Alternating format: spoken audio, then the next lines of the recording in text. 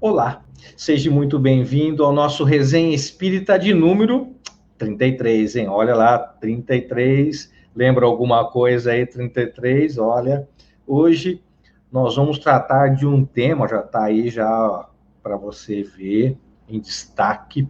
Nós vamos falar sobre a culpa, como lidar com a culpa. E nós vamos trazer uma pessoa que tem um enorme carinho, uma admiração muito grande. Nós vamos trazer o professor Jorge Hessing. Opa, ele vai estar com a gente aqui daqui a pouquinho. Ele já está aqui conosco nos bastidores já, ok? Olha o pessoal está chegando. Aliás, me dê um retorno do meu som aí, tá? Quem puder, olha lá.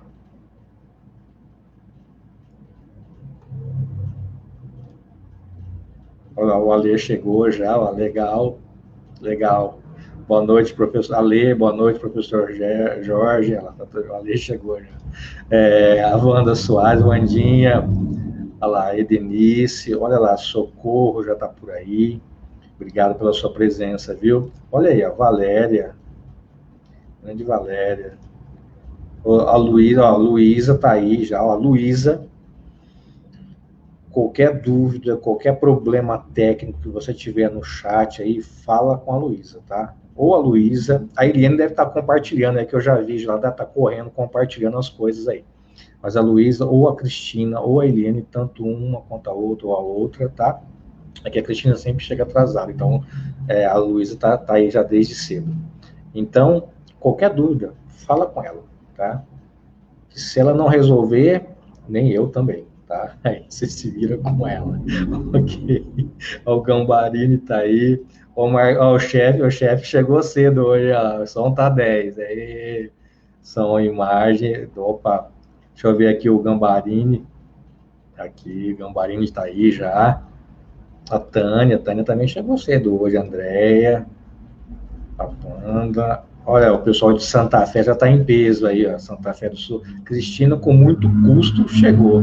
Pelo amor de Deus. Grande Serjão também está com a gente. Olha, se você puder já desde o início compartilhar nos seus grupos, né, curtir, tem vários grupos de WhatsApp aí, grupos de Facebook, meu, vamos aproveitar, o tema é muito importante, a pessoa que vem, o convidado excelente, então tem tudo para ser uma noite muito boa, ok?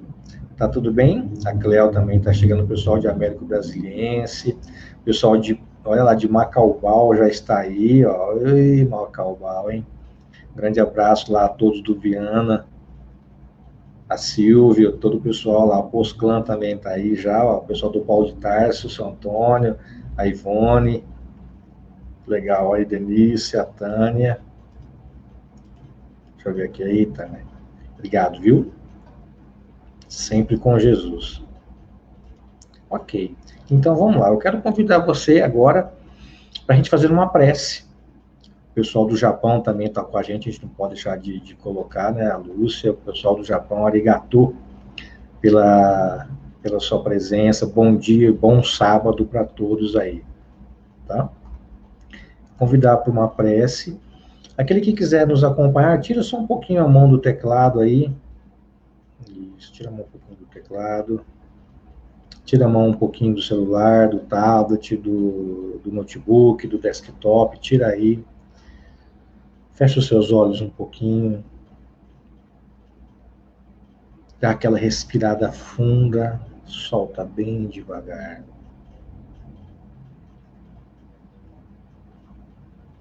E vamos nos conectar a Deus. Deus Pai Todo-Poderoso. Esse Deus que não cessa um instante de nos amar. Esse Deus que é criador de tudo e de todos. De amor, de bondade, de justiça, de misericórdia. Te rogamos de coração, Pai, que permita que os bons espíritos estejam conosco em mais um encontro essa noite.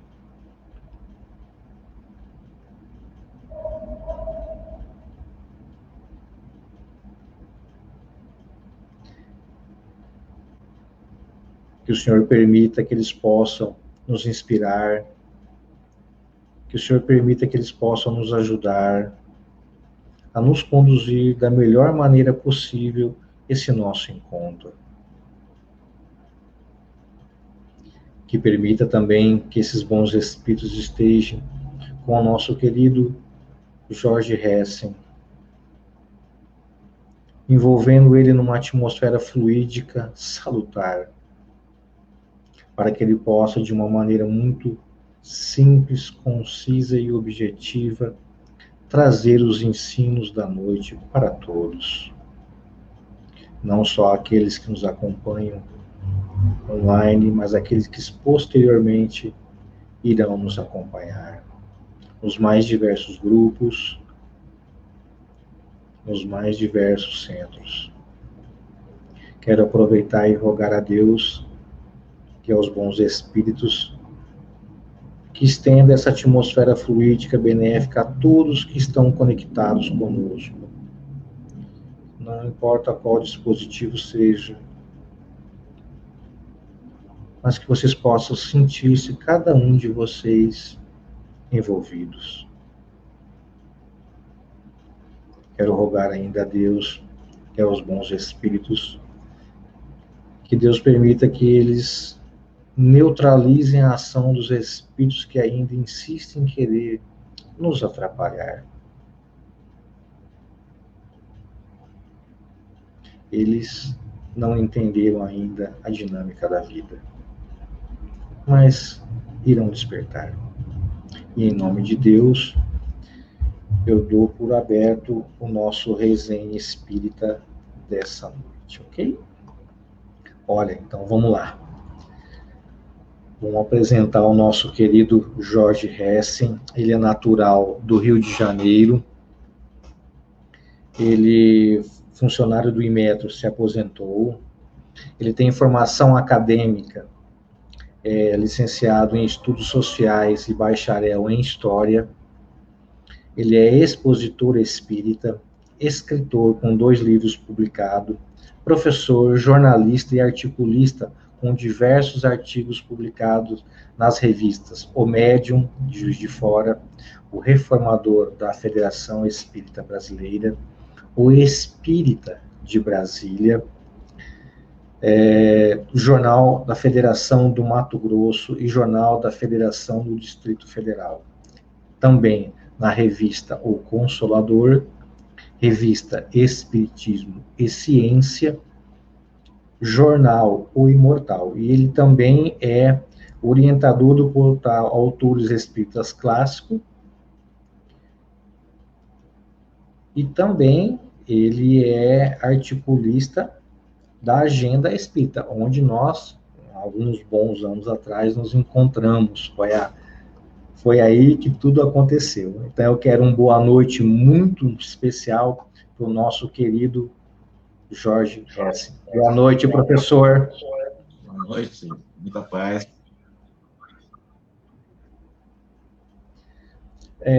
Tá dando um eco do seu som. O senhor tem aquele foninho ou não? Tenho. Tem. Se você puder, eu acho que vai ficar melhor, porque está dando um eco para o pessoal. Espera só um minutinho aí que o professor já vai se ajeitar. Enquanto isso, a gente vai aqui, lembrando que domingo, 17 horas, nós temos o nosso estudo, que é o Espiritismo, tá? Pelo mesmo canal aqui, ali do Paulo Espiritismo Kardec. Tá? E na terça nós já temos uma outra live, nós vamos ter conosco um grande amigo também para debater sobre um tema relacionado ao nosso querido Espiritismo. Okay? Vamos ver se o professor está tudo ok. E aí? Eu acho que deu, está dando ainda? Melhorou muito. Não, agora está ótimo, perfeito agora. Pessoal, mas no nosso teste não tinha dado, né? Não, é agora que entra ao vivo que dá. Pessoal, dê um retorno também do professor Jorge aí, ver como é que tá.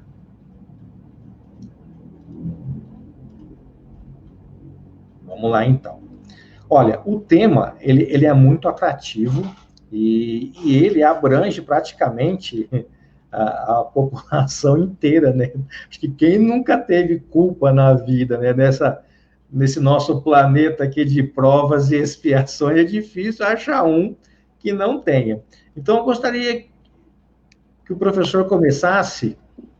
O que é culpa, Jorge? Qual que é o conceito que nós temos que ter de culpa? Isso para o nosso pessoal que já está entrando, nos acompanhar e já tomar um enredo da nossa live de hoje. Bom, boa noite, então, a todos os internautas que estão acompanhando o nosso querido Alírio Paulo. Que a espiritualidade realmente esteja próximo para que nós possamos usar as palavras colaborativas e nunca saia da minha boca qualquer coisa que possa trazer algum tipo de desinformação àqueles que estão nos ouvindo. Não estaremos aqui refletindo culpa sob o ponto de vista jurídico, sob o ponto de vista desses contextos da vida social. Uhum. A culpa com base na doutrina espírita, a culpa com base no Evangelho, a culpa com base nos estudos até teológicos que nós fazemos dos princípios doutrinários, né? E a culpa, ela é muito bem abordada, muito bem traçada, muito bem esmiuçada por Joana de Ângeles na sua série psicológica, psicografada por Divaldo Franco, que é exatamente a matriz das minhas grandes inspirações, das melhores informações, do qual estruturei exatamente as concepções dentro da limitadíssima compreensão que eu tenho de Joana de Ângeles. Porque é uma leitura realmente, que eu diria que é uma leitura não simples, é uma leitura muito... É uma leitura que exige de cada um de nós muito, mas muita atenção, né? Uhum. As bases das informações que eu tenho para conceituar a culpa também tem como fonte um trabalho realizado pela Federação Espírita do Estado de Mato Grosso, do qual eu, durante alguns anos, na década de 80, participei como um dos coordenadores do movimento na condição de assessoria da presidência e responsável pelo jornal, inclusive também, Mato Grosso Espírita.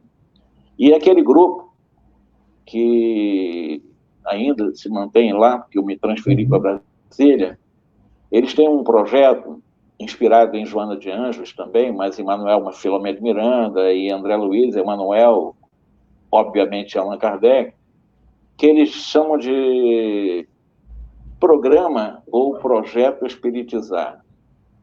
Eu não sei se você já ouviu falar. Sim. O projeto espiritizar, ele surgiu exatamente com especialistas, com terapeutas, com psiquiatras, com psicólogos, que debruçaram naquelas novidades, digamos assim, né, que, através da mediunidade de Divaldo Franco, estavam surgindo no movimento espírita de uns 30 anos para cá, com base nas teorias dos clássicos, pelo menos da chamada psicologia, nas forças da psicologia, sobretudo junguiana, a transpessoal, que é exatamente a base das informações que eu tenho para conceituar a culpa, tá? E, como eu disse, essa fonte, esse trabalho feito pelo Projeto Espiritizar no estado de Mato Grosso, já está fazendo 15 anos, que eu acho que o Brasil inteiro deveria conhecer, é um convite para uma chamada psicologia consciencial, é onde nós vamos compreender esse movimento psicológico da culpa. Então, a culpa, ela tem a sua história, né? O momento em que foram inculcados em nós a questão da culpa, ela é ancestral, ela vem desde as primeiras civilizações. Inclusive, a ideia de culpa, ela foi incutida pelos capelinos, aqueles irmãos que chegaram na Terra e que deram base, digamos assim, para ou iniciar os processos civilizatórios. Então, eles trouxeram as ideias, né, de culpa, inculcando a culpa para manter relativamente um certo domínio nos seres primários do qual eles encontraram aqui na Terra, que eles tiveram que educar, que eles tiveram que ensinar, que eles tiveram que civilizar, digamos assim. Então, foi um mecanismo que eles encontraram, inclusive, digamos assim, trazendo a ideia do pecado, trazendo a ideia do castigo, né, como um meio de domínio de consciência. Então, conceituar culpa, nós teríamos que ir para a história, né? E nós estamos num bate-papo, eu teria que levar mais tempo. Mas, basicamente, a culpa, ela é tudo que é matrizado em nossa consciência, dos desvios, das transgressões que nós cometemos às leis da consciência mesmo, porque onde estão escritas as leis de Deus? Questão 621, Livro dos Espíritos, na consciência.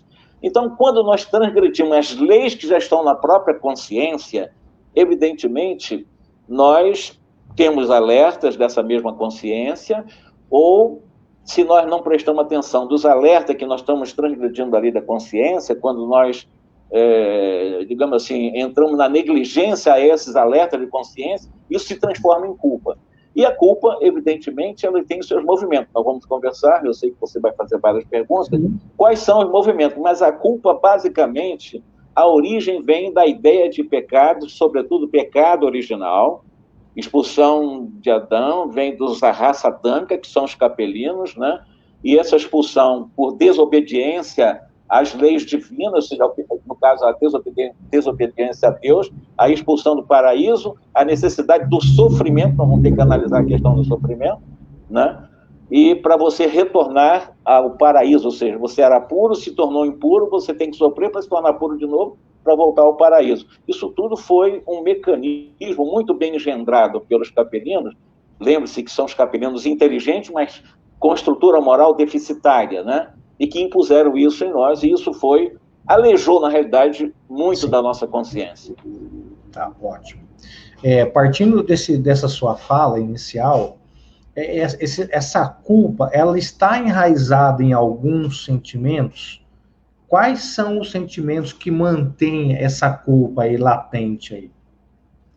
Bom, basicamente, o movimento da culpa, ela hoje tem a sua origem no movimento de consciência de auto-julgamento, de autocondenação e de autopunição. O tempo todo, do inconsciente ao subconsciente, o tempo todo fazendo esse movimento. Você está permanentemente se julgando, você está o tempo todo se condenando e, normalmente, nesses dois movimentos, te leva ao processo punitivo, que é o processo de autopunição. Então, a culpa, ela está ligada basicamente aos três movimentos: auto-julgamento, a autocondenação e já nós mesmos fazemos como juízes severos a autopunição. Como se, nesses movimentos, nós pudéssemos sair da culpa. Na realidade, com esses movimentos, nós mantemos a culpa. Tá. E isso é inconsciente, né, professor? Isso aí não é uma coisa que a gente, às vezes... Sim. Ela não tem essa... né? Essa classificação didática assim certinha na cabeça, não. Isso está nas estratificações, né, dos nossos subconscientes, do nosso inconsciente. Não é nessa matemática toda, mas o movimento é esse. Nós estamos, quando nós não temos a autoconsciência, porque conquistar a autoconsciência, o autoconhecimento, dá muito trabalho, leva muitas e muitas existências, e nós sabemos que a nossa evolução não se dará somente na Terra. Existem vários planetas, várias etapas, para nós, durante a condição de humanidade, nessas várias moradas de Deus, chegarmos à condição de angelitude. Isso vão levar alguns bilhões, trilhões de anos, não importa. Mas enquanto, nos padrões da Terra, nós temos que ter essa preocupação exatamente com... Pelo menos, nós temos que perceber a nossa realidade. Se nós não tivermos percepção de realidade, nós ficamos alienados de nós mesmos, né? Então, o autoconhecimento, a autoconsciência, faz com que você fique percebendo os seus movimentos. Como é que você funciona por dentro? Isso é muito difícil, porque as pessoas não sabem como funcionam por dentro. Mas como é que eu funciono? Como é que mais ou menos eu reajo, eu ajo diante de certas circunstâncias?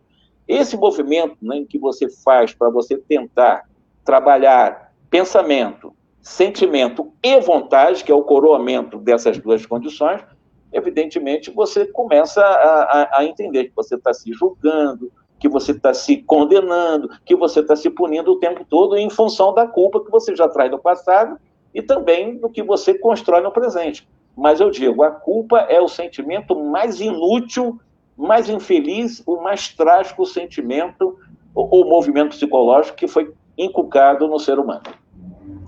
Não, concordo em gênero, número e igual, professor. Aliás, eu estava lendo sobre o tema durante essa semana, e ontem também mais a fundo. Talvez, acho que é a dúvida de muitos, talvez aí. Há uma distinção entre a dor e sofrimento? Eu acho interessante o senhor falar alguma coisa a respeito disso, porque é uma coisa muito interessante isso. Sim. Ale, na realidade, a dor, ela é necessária. Na condição de prova e expiação do planeta em que nós nos encontramos, num estágio agora, talvez, para um processo de regeneração, diz a Joana que nós estamos numa fase de transição, e essa fase de transição não começou agora, eu imagino que essa fase de transição começou com a doutrina espírita, para, a partir de um mundo regenerado, entrarmos em outra realidade. Então, a dor, ela nos acompanha desde quando estávamos em mundos diferentes do humano.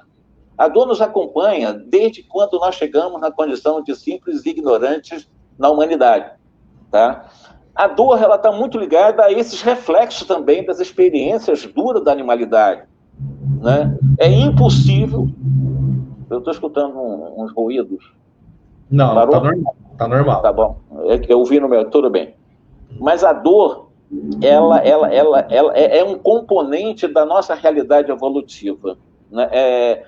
O Allan Kardec tem uma frase interessante, considerando a importância da dor para o nosso processo evolutivo em linha reta, em linha horizontal, porque nós evoluímos em linha horizontal, mas a finalidade da evolução não é a horizontalidade, é a verticalização. Esse processo também vai acontecer em algum momento, mas o processo evolutivo também em linha horizontal, quando nós saímos das sensações, começamos a desenvolver sentimentos, quando nós trabalhamos a nossa racionalidade, a nossa razão, né, e começamos a ter contato com a liberdade, com o chamado livre-arbítrio, à medida em que nós vamos aprendendo com essas dores oriundas da ignorância, essas dores oriundas também das condições físicas, fisiológicas do planeta Terra, isso vai sendo incrustado, e o Allan Kardec diz que a dor é um aguilhão que impulsiona o homem para frente na rota da evolução. Então, o Kardec foi muito feliz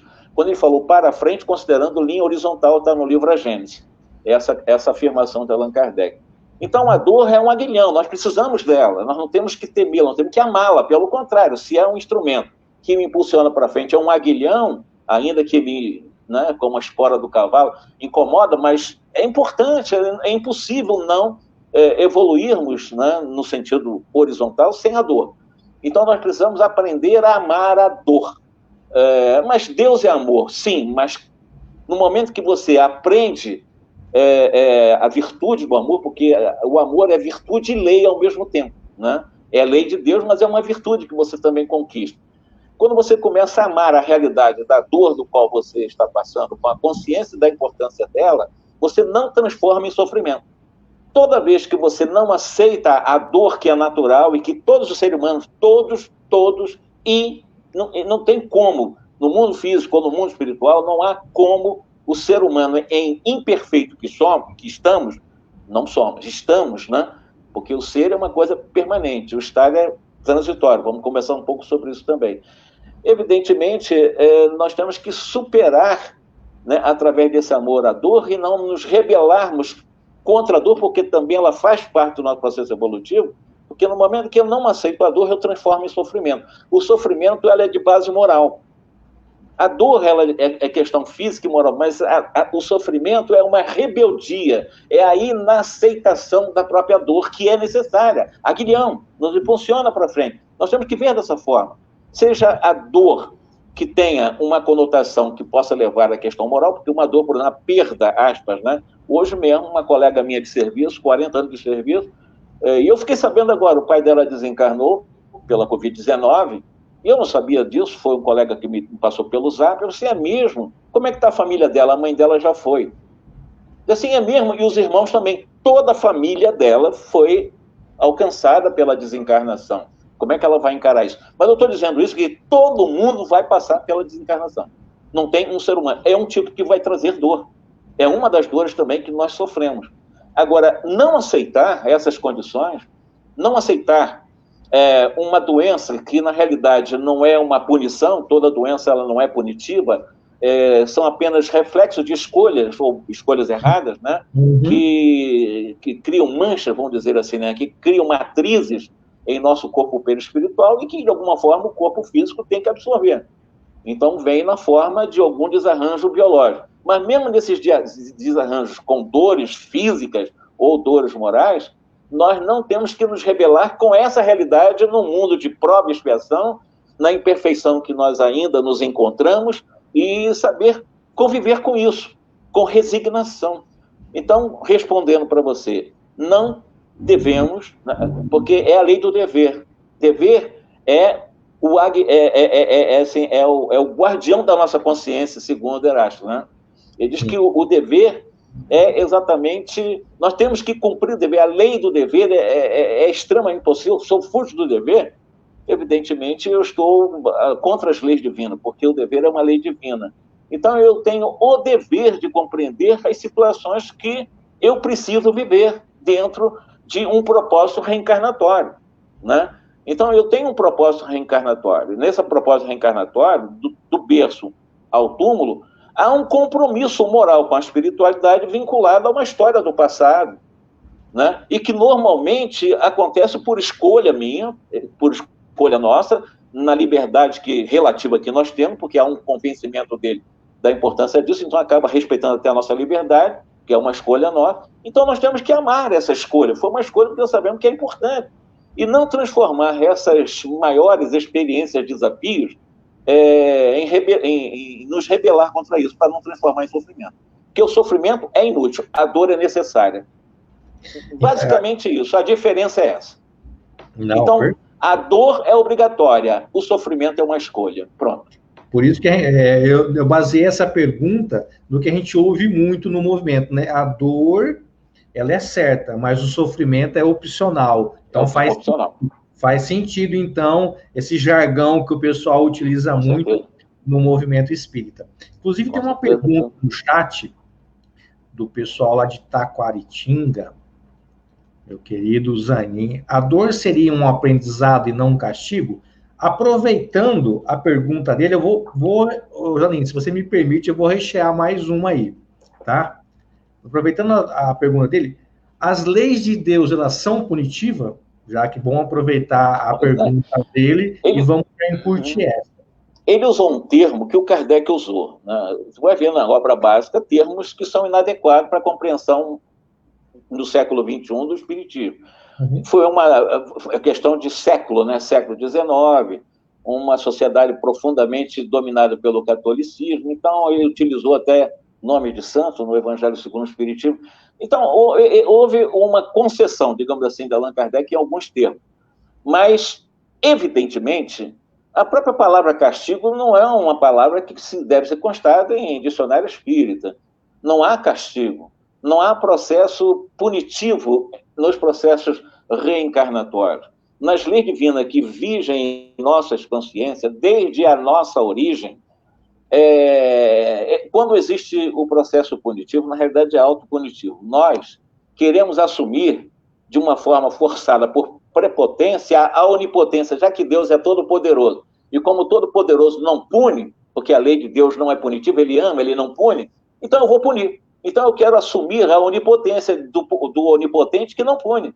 Aí eu crio a ideia do castigo, eu crio a ideia da punição, como se fosse necessária para, aspas, eu sair do pecado, para eu sair do erro, para eu sair do equívoco, para eu sair do sofrimento. Não é assim. Sair do sofrimento, eu repito, o sofrimento é uma escolha, né? Mas da dor não há como escapar. Agora, encarar essa dor de forma lógica, racional, doutrinariamente correta, como o Allan Kardec propõe, na melhor leitura que podemos fazer, dentro de um contexto de século XXI, porque nós não podemos ficar com a cabeça com as terminologias utilizadas no século XIX. Ah, mas Kardec usou culpa, Kardec usou punição, sim, mas precisamos ressignificar esses conceitos, essas palavras, vendo a essência do que os Espíritos dizem no Livro dos Espíritos. É só fazer uma leitura correta. Pegando as perguntas tronco e as respostas tronco, nós vamos ver que os Espíritos não falam em castigo, não falam em punição de forma nenhuma. Muito pelo contrário. Eles vão dizer que a necessidade da dor não deve ser transformada em sofrimento, né? Mas encarar esses momentos como aprendizado. Por exemplo, pandemia. Nós estamos vivendo um momento de muita dor, né? A espiritualidade está vendo isso. Mas foi... A espiritualidade sabe o que está acontecendo com o planeta. Isso interfere no movimento da dinâmica de um planeta que está inserido em um sistema solar. E nós não estamos à deriva. Existe um governo disso tudo, existe um governo que vai fazer de tudo para manter o equilíbrio necessário para que nos desequilíbrios que nós fazemos na natureza, eles possam reequilibrar. Porque a Terra precisa ser equilibrada em função do mau uso do livre-arbítrio, nós prejudicamos realmente o movimento da Terra. Então, acontecem alguns movimentos mais dolorosos, que as pessoas realmente encaram como castigo, um castigo divino. Os Espíritos dizem, pelo contrário, nesses cataclismos, nessas pandemias, na realidade, acelera o progresso. O objetivo é acelerar o progresso. Então, tem um objetivo importante. Acelerar o progresso não é no sentido material, porque o material passa, é transitório. É o progresso da consciência dos seres humanos de sua realidade essencial, e não preso, aprisionado às coisas materiais. Então, uma pandemia, um tsunami, ou um terremoto, essas coisas que ocorrem, a gente está vendo de 30 anos para cá, o que ocorreu, mostra que realmente nós estamos vivendo um momento para acelerar o progresso no campo de conscientização de nossa realidade essencial e não ficar preso a culpas, a castigo, porque isso não é punição, isso não é castigo, são leis absolutamente naturais para que nós possamos, eu diria, como os Espíritos, acelerar o nosso progresso moral. Não, perfeito. Aliás, sobre pandemia, né? Quem quiser, pega a Revista Espírita de 1867, julho, vai estar lá um artigo. Está em julho de 1867, está em novembro de 1868, chama Epidemia nas Ilhas Maurícia. Dá uma olhada lá, que você vai ver que é a real do que nós estamos passando hoje. Já houve isso em outrora, e sempre há nos mais diversos partes aí do planeta. Outra coisa, Ale, na época de Allan Kardec, perdão, havia uma pandemia, ele viveu um momento de pandemia do cólera, né? Foi uma das segunda, terceira onda, foi uma das mais catastróficas, foi a terceira onda do cólera, eu acho, e Kardec viveu esse tempo também, né? E ele tocou no assunto também, ele fala sobre o assunto, explica como o espírito deve encarar isso, né? De forma absolutamente serena, de forma convicta de sua imortalidade e das necessidades naturais desses fenômenos ocorrerem, para que nós possamos progredir sempre no campo moral. Sim, e ele deixa muito bem claro, o objetivo é o progresso, é uma seta única. A Rita, ela traz uma pergunta, professor, no chat. Obrigado, viu, Rita, pela sua presença e participação. A culpa pode nos levar ao suicídio? Absolutamente sim.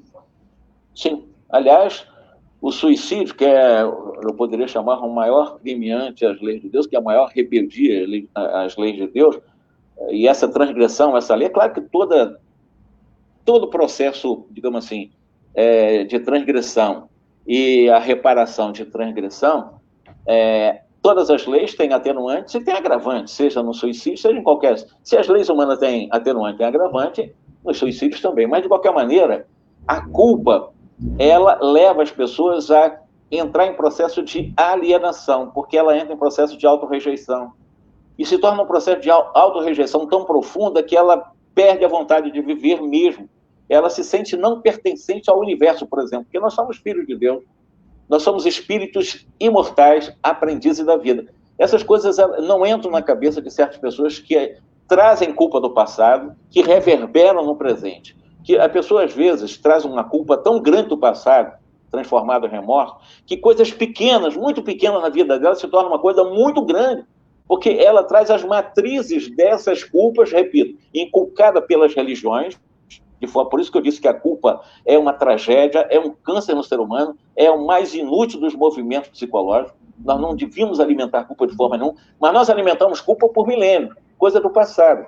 Então, as pessoas que se culpam, elas podem entrar num processo de paranoia, de falta de consciência absoluta e realmente entrar nesse infeliz, né? Nessa infeliz decisão de querer eliminar a vida. E, infelizmente, eu diria que 90% ou muito mais por cento de pessoas que cometem suicídio vai em função da própria culpa que ela carrega do passado que está no inconsciente, né, ou no subconsciente, que uma coisa que faz no presente, somado ao que já tem no passado, amplia, né, essa visão de não pertencimento, ela se isola, ela acha que...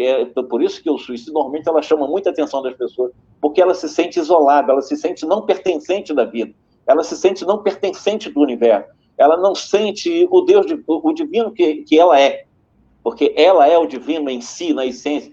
O DNA de Deus, todas as criaturas trazemos, né? Nós já trazemos a imagem e semelhança de Deus, então nós já trazemos em latência a própria pureza, mas ela se desconecta dessa realidade. Por quê? Porque nós temos um ego e nós temos um chamado o mundo essencial, que o Jung chama de self. O self é a nossa luz, é a coisa mais pura, mais extraordinária, o amor, todas as virtudes estão ali, estão presentes, enraizados nessa realidade íntima que é a nossa essência. Mas nós temos um ego. Ter o ego não é para sempre. Nós teremos um ego até chegar a nos tornar espírito puro. Esse ego vai nos acompanhar sempre, até nos tornar anjos. Enquanto não formos anjos, o ego nos acompanha. Nós temos que conviver com isso.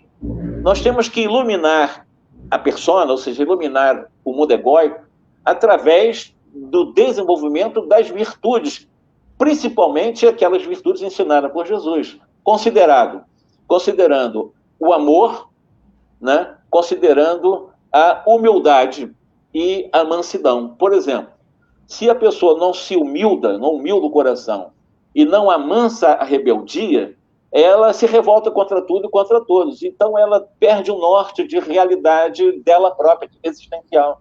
Então, qualquer coisinha, às vezes uma coisa muito pequena, muitas vezes ligada a questões amorosas, ligada às questões financeiras e outras, o personismo, né? A pessoa alimenta tanto o personismo, né? O eu egóico forte, que ela acaba não encontrando força suficiente, ela própria, né? Para poder encarar normalmente, resolver normalmente de forma harmoniosa qualquer tipo de problema. Mas as culpas do passado reverberam, e essa reverberação intensifica uma culpinha pequena da atual encarnação, e a pessoa delibera exatamente nessa angústia por alienação a realmente desistir de viver fisicamente, mas vai continuar vivendo em outras dimensões.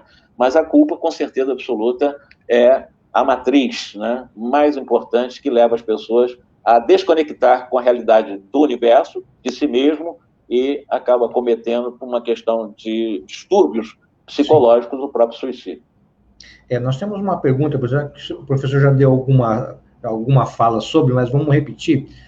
Fábio Astoni, obrigado, viu, pela sua presença, pelo seu carinho, pela sua pergunta. Ele é lá do Autores Espíritas Clássicos. É um grande amigo meu, um dos meus grandes amigos. Perfeito. Uma pergunta, a culpa não vem das religiões tradicionais, o pecado original? Apesar que o senhor já esteve falando alguma coisa, mas vamos responder para o Fábio. Obrigado, viu, Fábio? Obrigado, Fábio.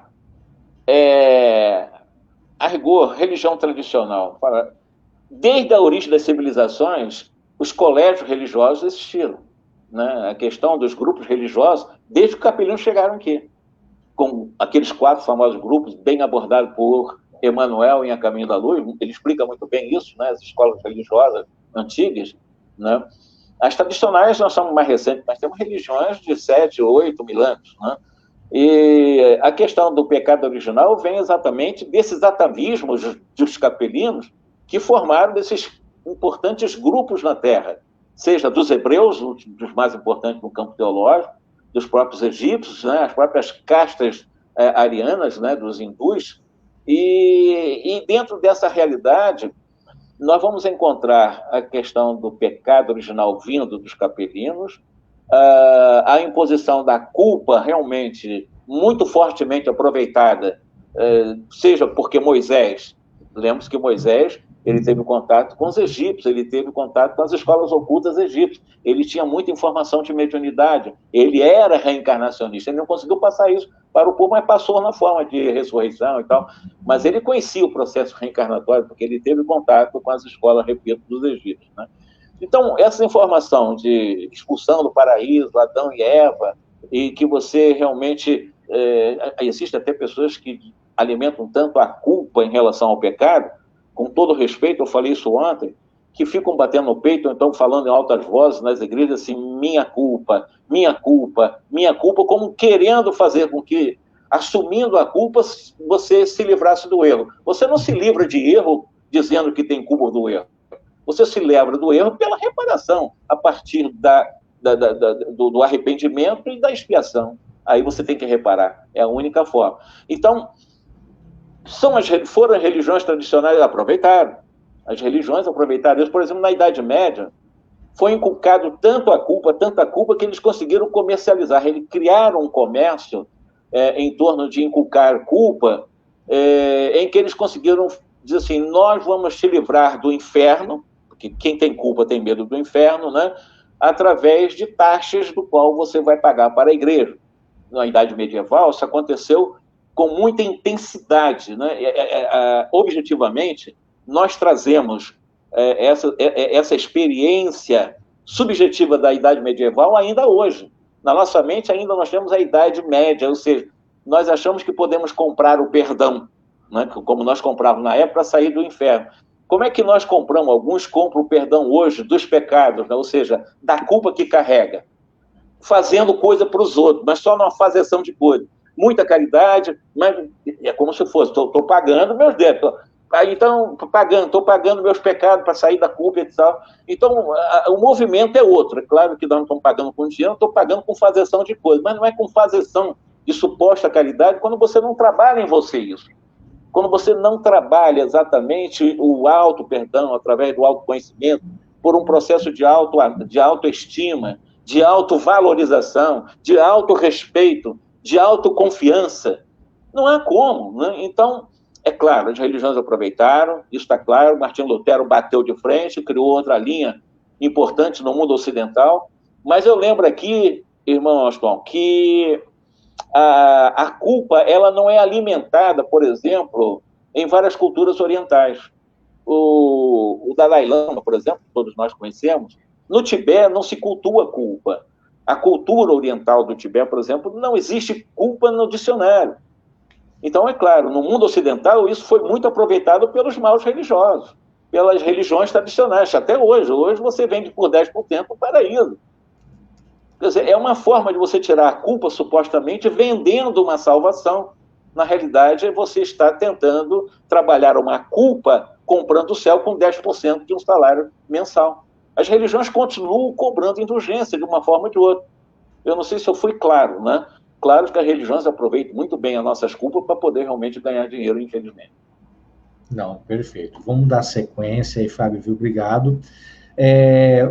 Você, na sua fala anterior, quando respondeu a questão do Zanin e das leis de Deus, se elas são punitivas ou não, você citou a reencarnação.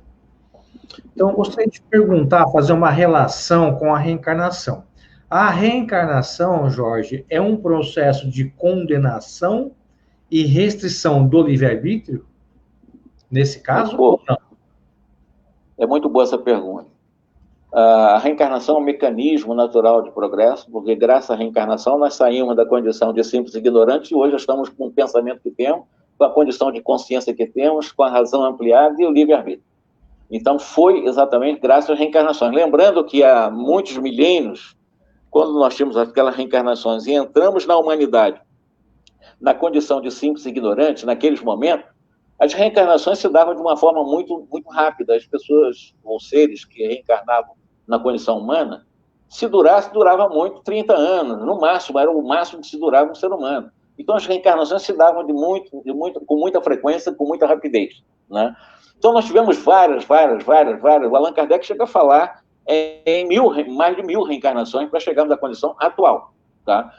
Então, a reencarnação é um mecanismo natural de evolução. Nunca foi e nunca será um mecanismo punitivo, que é a ideia da expulsão do pecado, que eu tenho que reencarnar, ou seja, tem que estar na carne para poder sofrer muito, para poder realmente me purificar. Não é sofrimento que purifica, é o amor.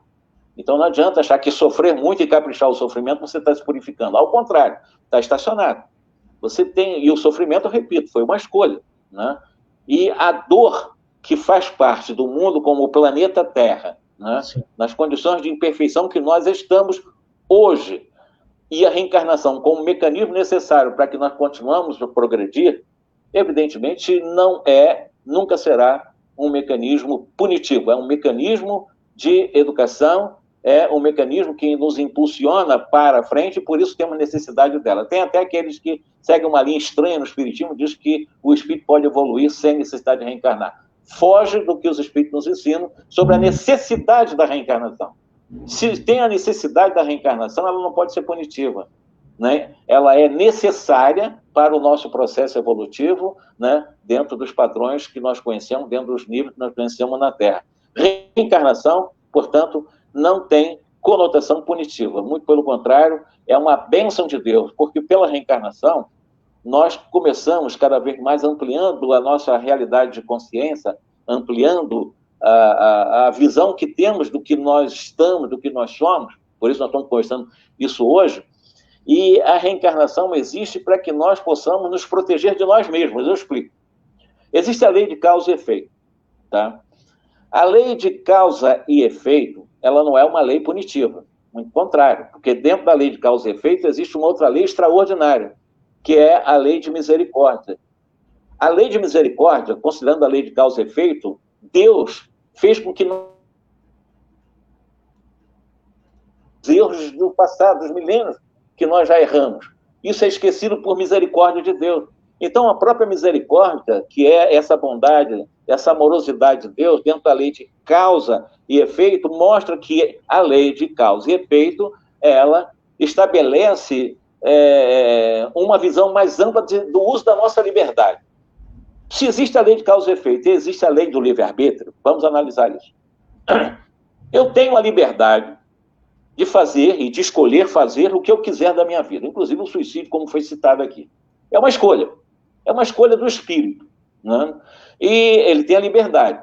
Agora, nós temos a liberdade de fazer qualquer coisa, mas nós temos o dever de fazer ou deixar de fazer aquilo que eu tenho liberdade de fazer, certo?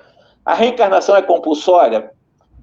Pode existir momentos em que o espírito não tenha consciência de realidade e necessidade de determinadas experiências na carne, num corpo físico, com muito mais debilitado, mais limitado, etc, etc. Esse espírito passando por um corpo bastante limitado, do seu ponto de vista psicomotor, cerebral, em termos de cognição, etc., dá a impressão que é uma punição, não. Antes de acontecer esse processo, esse espírito é orientado, dentro do limite da sua possibilidade de compreensão, tá? E naquilo que ele não compreende, a espiritualidade, por mecanismos naturais, vê que isso é importante para ele, ele vai reencarnar, não como um processo punitivo, mas como uma necessidade que ele tem para tentar tirar aquelas matrizes dos cenários que ele provocou no passado. Isso é punição? Não é. Isso é um processo necessário para esse espírito. Ele está passando isso, por escolha, na relativa condição de escolha e na colaboração, no espírito colaborativo dos maiores deles, né, de que aquilo é importante para ele. Não para puni-lo, mas para despertar a sua realidade de sua própria existência como ser, repito, imortal, filho de Deus. Ele tem que se sentir como tal. Normalmente, você sabe que é filho de Deus, mas você não sente isso. Então, você tem o nível do saber, o nível do sentir e o nível do fazer, né? do experimentar. Então, eu posso saber que sou filho de Deus, mas se eu não sinto isso, quantos de nós sabemos que somos filhos de Deus? Que conhecemos o princípio da filiação divina. Mas eu sinto isso? Não. É o não sentir-se pertencente ao Criador, né? Então, reencarnação é isso, meu irmão. Reencarnação não tem em nenhum momento e nunca terá essa conotação punitiva. Então, ótimo. Antes de a gente ir lá para o chat pensar mais perguntas, você falou sobre a necessidade da reencarnação, né? E na questão 132 de O Livro dos Espíritos, Kardec ele vai falar que qual é o objetivo da encarnação dos espíritos. Ele vai falar, né, que Deus impõe com a fim de fazê-los chegar à perfeição. Para uns é expiação, para outros missão. Mas para alcançar essa perfeição, tem que sofrer todas as vicissitudes da existência corporal. Nisto é que está a expiação. Então, aproveitando, eu vou te perguntar. Há uma correspondência entre expiação, até você citou um caso aí na sua fala anterior, e sofrimento? Estão escrito isso no Código Divino? O próprio Livro dos Espíritos, aí você citou muito bem a questão expiatória. Nós estamos no mundo de prova e expiação. Então, nós vamos sair, né, dentro do sentido de classificação moral que Allan Kardec diz, para o mundo de regeneração. O mundo de regeneração ainda terão processos também expiatórios, porque o processo de reparar os erros que ainda cometeremos, mesmo no mundo regenerado, passa exatamente por essas três dimensões, ou por esses três movimentos, que é o arrependimento, que é a expiação, que é a reparação. Tá? Então, por exemplo, a expiação, ela é dolorosa? Depende do ponto de vista. Porque se você for analisar o termo, a própria palavra expiação, ex é um prefixo latino que quer dizer extrair, é você tirar de dentro. Tá? Pia é pureza, ação. Então, expiação é a ação de extrair a pureza. Mas como? Moisés disse que nós fomos criados à imagem e semelhança de Deus. Então, nós temos o DNA dos atributos divinos na relatividade de seres como fomos criados. O absoluto é só Deus, né? Os atributos absolutos é só de Deus. Mas nós temos atributos divinos relativos. Eu disse que nós temos o DNA do amor, nós temos o DNA de Deus em nossa essência divina. Porque nós viemos do perfeito absoluto, e o perfeito absoluto dele não pode vir nada imperfeito. Então, se viemos do perfeito absoluto, na essência já trazemos isso. Expiação, então, é você tentar extrair de você, através do movimento que nós poderíamos chamar de corajoso, ou seja, você tem que ter coragem, né? De você extrair essas virtudes, essas coisas que você já é por dentro, o amor, a luz. Por isso Jesus disse que brilha a vossa luz, o reino de Deus está dentro de vós, vós sois deuses. Por que ele disse isso? Porque nós, na essência, já trazemos o DNA do divino, porque viemos dele, e dele não vem nada imperfeito. Considerando a expiação para não ser transformado em dor, porque a expiação traz dor, com certeza, absoluta. Eu falei que todos nós passamos pela dor. Você leu agora aí a questão do Livro dos Espíritos, a importância das vicissitudes, das dores. Tá? Então, a dor é importante. Se você encarar a expiação como dor e transformar em sofrimento, é uma coisa. Se você encarar a expiação extraindo de você a pureza e você encarar a dor de uma forma diferente, a reparação você vai fazer amorosamente. Então, você usa a coragem. O que é coragem? Agir com o coração. Cor, em latim, é coração. Agir com o coração. E agir com o coração não é ter a coragem de enfrentar todo mundo. É você ter a coragem de trabalhar as virtudes que você já é por dentro, para você reconhecer os equívocos que você cometeu transgredindo as leis da consciência e corajosamente, que quer dizer amorosamente, você reparar. Reparar, como é que você repara? Fazendo o bem. Exemplo. O que é fazer o bem? É fazer ação de coisa para os outros? Não, você tem que fazer para você primeiro. Não adianta fazer para os outros, você não faz para você. Você só dá para os outros aquilo que tem. Ninguém dá o que não tem. Então, dentro dessa realidade, se nós trazemos um mundo de sombra, e nós trazemos, pelos nossos equívocos, ignorância, etc., etc., não soubemos trabalhar bem, né, e explorar a importância da própria dor na vida, nos rebelamos contra isso. Mas vamos imaginar o seguinte: para você repara fazendo o bem com B maiúsculo, não é o Bzinho minúsculo, não. B real, fazer o bem. Como é que você faz o bem? Você fazendo o bem com B maiúsculo, simbólico ou metaforicamente, poderíamos fazer o seguinte: você está num quarto, ou numa sala, ou num salão muito grande, escuro, sem luz, na plenitude da noite, você tem apenas um palito de fósforo. Você acende esse palito de fósforo, você já faz diferença nesse ambiente. Só com um palito de fósforo. Tá? Já há uma diferença, porque alguma coisa vai ser iluminada.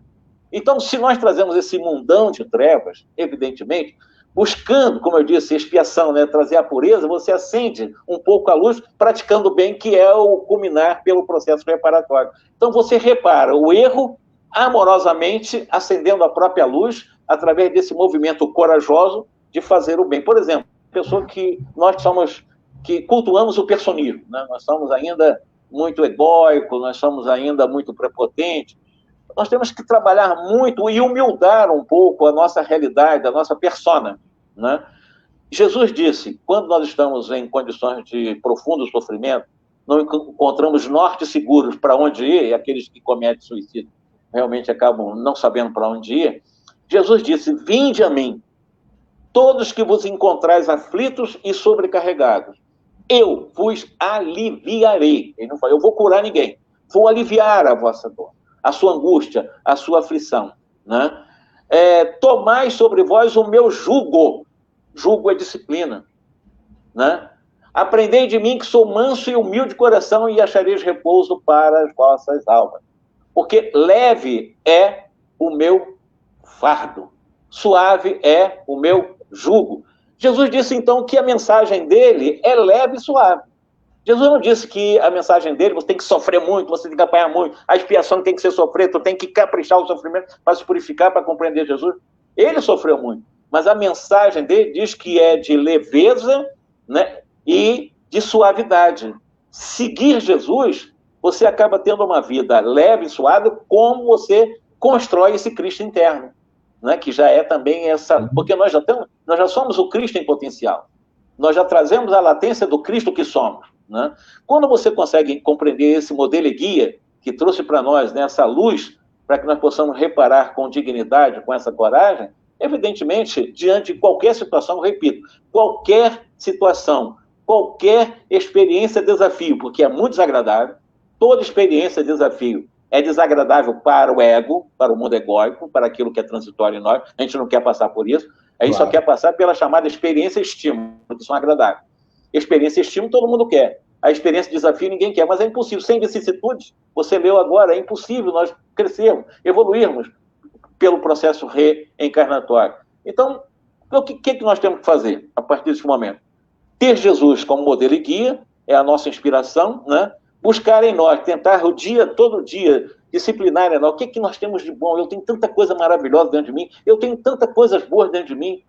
Por que eu não humildo o meu coração? Porque eu sou tão orgulhoso. Por que eu não humildo? Mas não é ficar com falsas humildades ou pseudo-humildade, só para mostrar para os outros. É você sentir espontaneamente isso.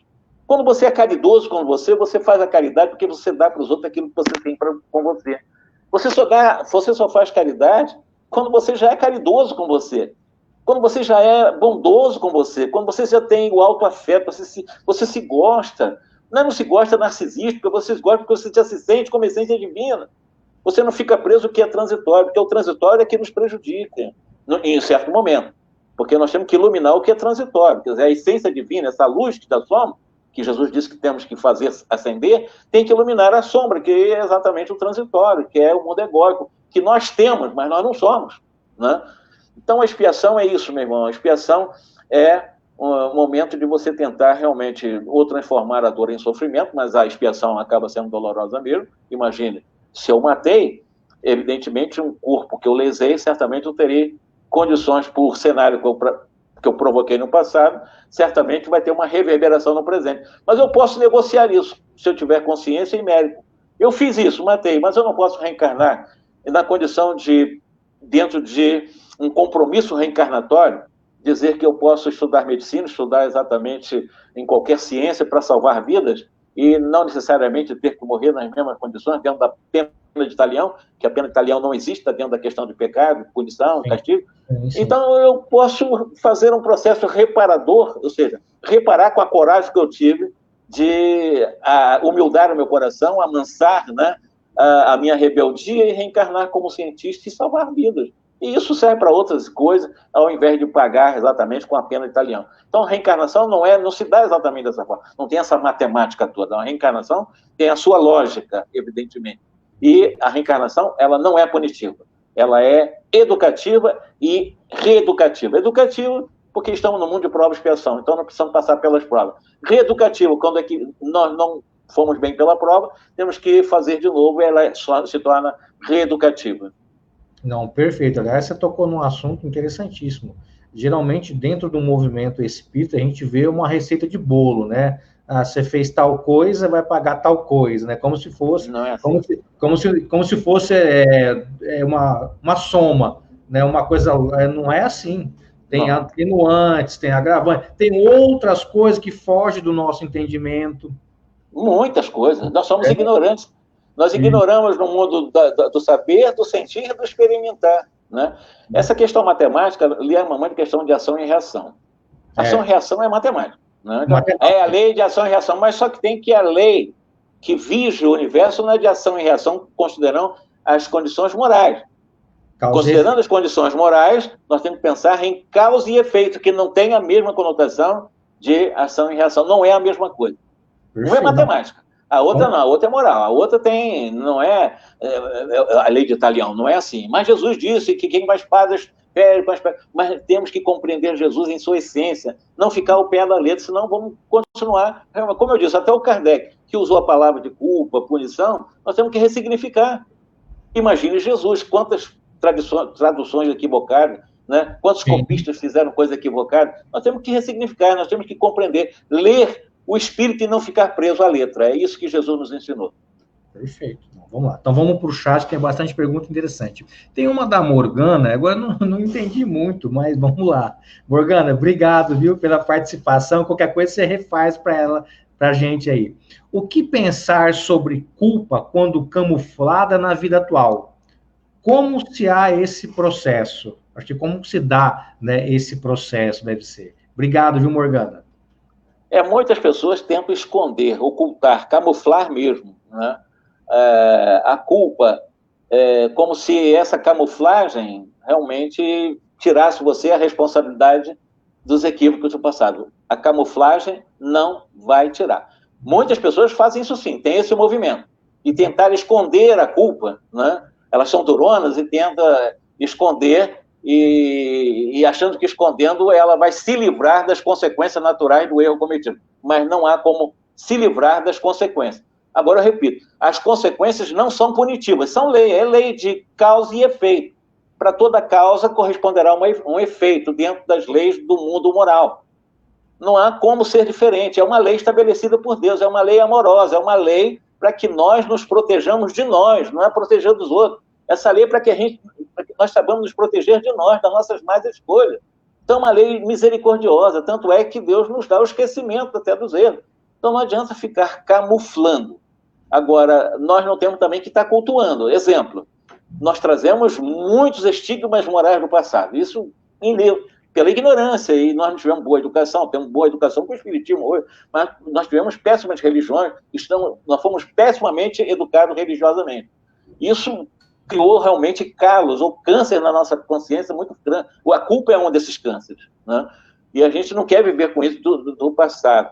Na realidade, o que nós temos que viver? Deus, vamos pensar bem, Alê, Deus teve começo? Não, para nós espíritos é eterno, né? Nós tivemos começo, não teremos mais fim. Desde o momento em que eu tive começo e não terei fim, dentro dessa relatividade eu sou eterno também, porque eu não terei mais fim. Mas Deus é eterno e incriado, né?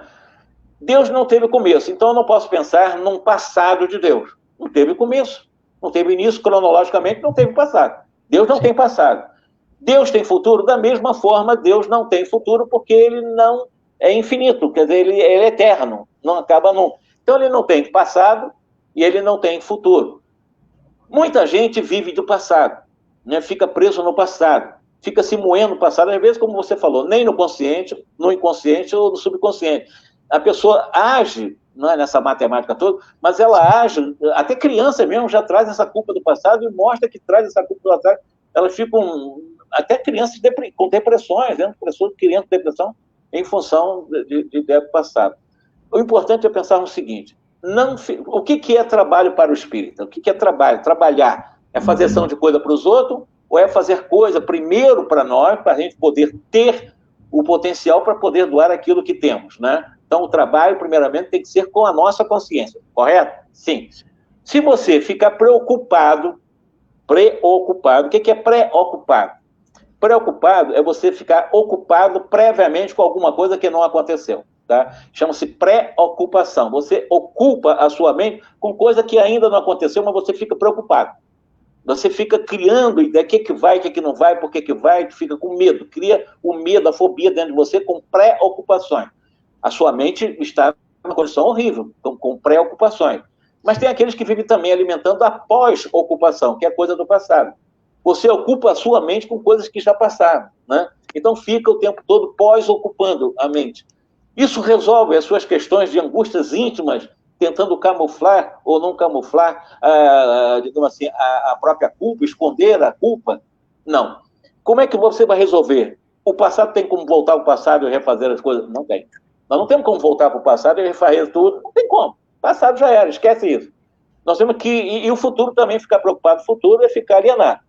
Nós temos que viver o presente, porque Deus é um presente eterno. Não teve passado, não teve futuro. Deus é um presente eterno, é um presentismo eterno. E Deus, ele nos concede, ele nos dá, é uma doação, né? Eu diria que é uma dádiva de Deus, o presente. Por isso o presente. Presente é um presente de Deus. Nós temos que... Só posso resolver, eu só posso trabalhar essas questões íntimas de conflitos no presente. Não adianta ficar pensando no passado e nem ficar preocupado no futuro. Tem que ser com a escolha do aqui e agora. O que eu quero da minha vida? O que eu tenho feito? Eu me olho no espelho, eu me gosto? Eu me olho no espelho, eu vejo aquilo que é transitório, ou eu estou tentando lutar para tentar ver além do transitório, de belezas ou não belezas físicas? Tem pessoas que não se gostam de olhar no espelho porque se acha feia, né? Ou então está feia, está horrível. Começa a se auto-rejeitar.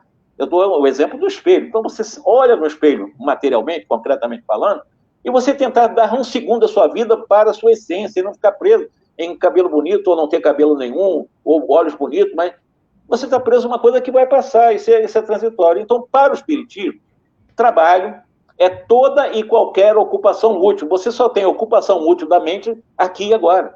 Você só consegue ocupar a sua mente de forma positiva, proativa, de forma útil, conforme os espíritos dizem para nós, a partir do presente. Então, você só resolve as questões a partir do presente. Não precisa ficar querendo camuflar nada. Resolva as questões a partir do presente, se amando, se acolhendo amorosamente, se respeitando, se autoestimando, se autovalorizando, né? Para que você tenha autoconfiança e viva mais levemente.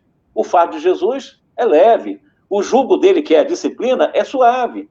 Então, humildar o coração e amansar a nossa rebeldia. A nossa vida fica um pouco melhor, ou muito melhor. Ou seja, a Terra ainda é de vicissitude, de muitas dores. Eu não vou mais transformar em sofrimento, vou conviver. Eu tive agora uma herpes zoster, 4 meses com ela, ainda estou um pouco com ela, estou fazendo um tratamento, e eu falo para todo mundo, estou sentindo dores intensas no coração e nas costas, na região do peito e das costas. Assim, eu fico dizendo para a minha dor como Francisco, eu sou o grande Francisco de Assis, assim, eu te amo, eu amo essa dor, eu amo. Olha, tem amigo meu que estão 5 anos com isso, eu estou com 4 meses, já não sinto mais nada. Porque eu amei essa doença, eu amei, isso já foi importante para mim. Como eu amei, assim, meu Deus do céu, ela me travou, ela me fez ter que tomar remédio para poder realmente aguentar a dor, porque Deus é tão misericordioso que permitiu que a medicina nos trouxesse esses remédios. Então, poxa, eu tenho tudo para viver amorosamente, eu tenho tudo para me respeitar, eu tenho tudo para que possa viver, e isso me deu a minha cura, eu próprio, isso é real, eu tenho isso na minha vida. Né? Estou com 70 anos de idade, poxa, eu me sinto como se tivesse sentido muito menos que isso, mas às vezes até muito mais do que isso, porque a gente acaba vendo as pessoas todas atalentadas, preocupadas com beleza, preocupadas com isso, e a gente se olha, meu Deus do céu, eu estou quase no mundo espiritual, vou retornar e a vida vai continuar, e nessa eternidade, na nossa imortalidade, nós vamos continuar crescendo, nós vamos continuar aprendendo o amor aqui na Terra, em outros planetas. Tem planetas maravilhosos que a gente nem vai andar, a gente vai volitar. Tem planetas que vão ter corpos ainda humanos, sim, mas corpos muito mais leves do que esses, e vamos viver de uma forma, e continuando crescendo, porque nós temos os bilhões ou trilhões de anos para frente para se tornar anjos, né? Não é do dia para o ano. Tem gente que quer, na próxima encarnação, ser o mentor do Brasil e ocupar o lugar do mentor do Brasil, do Bezerra de Menezes, etc.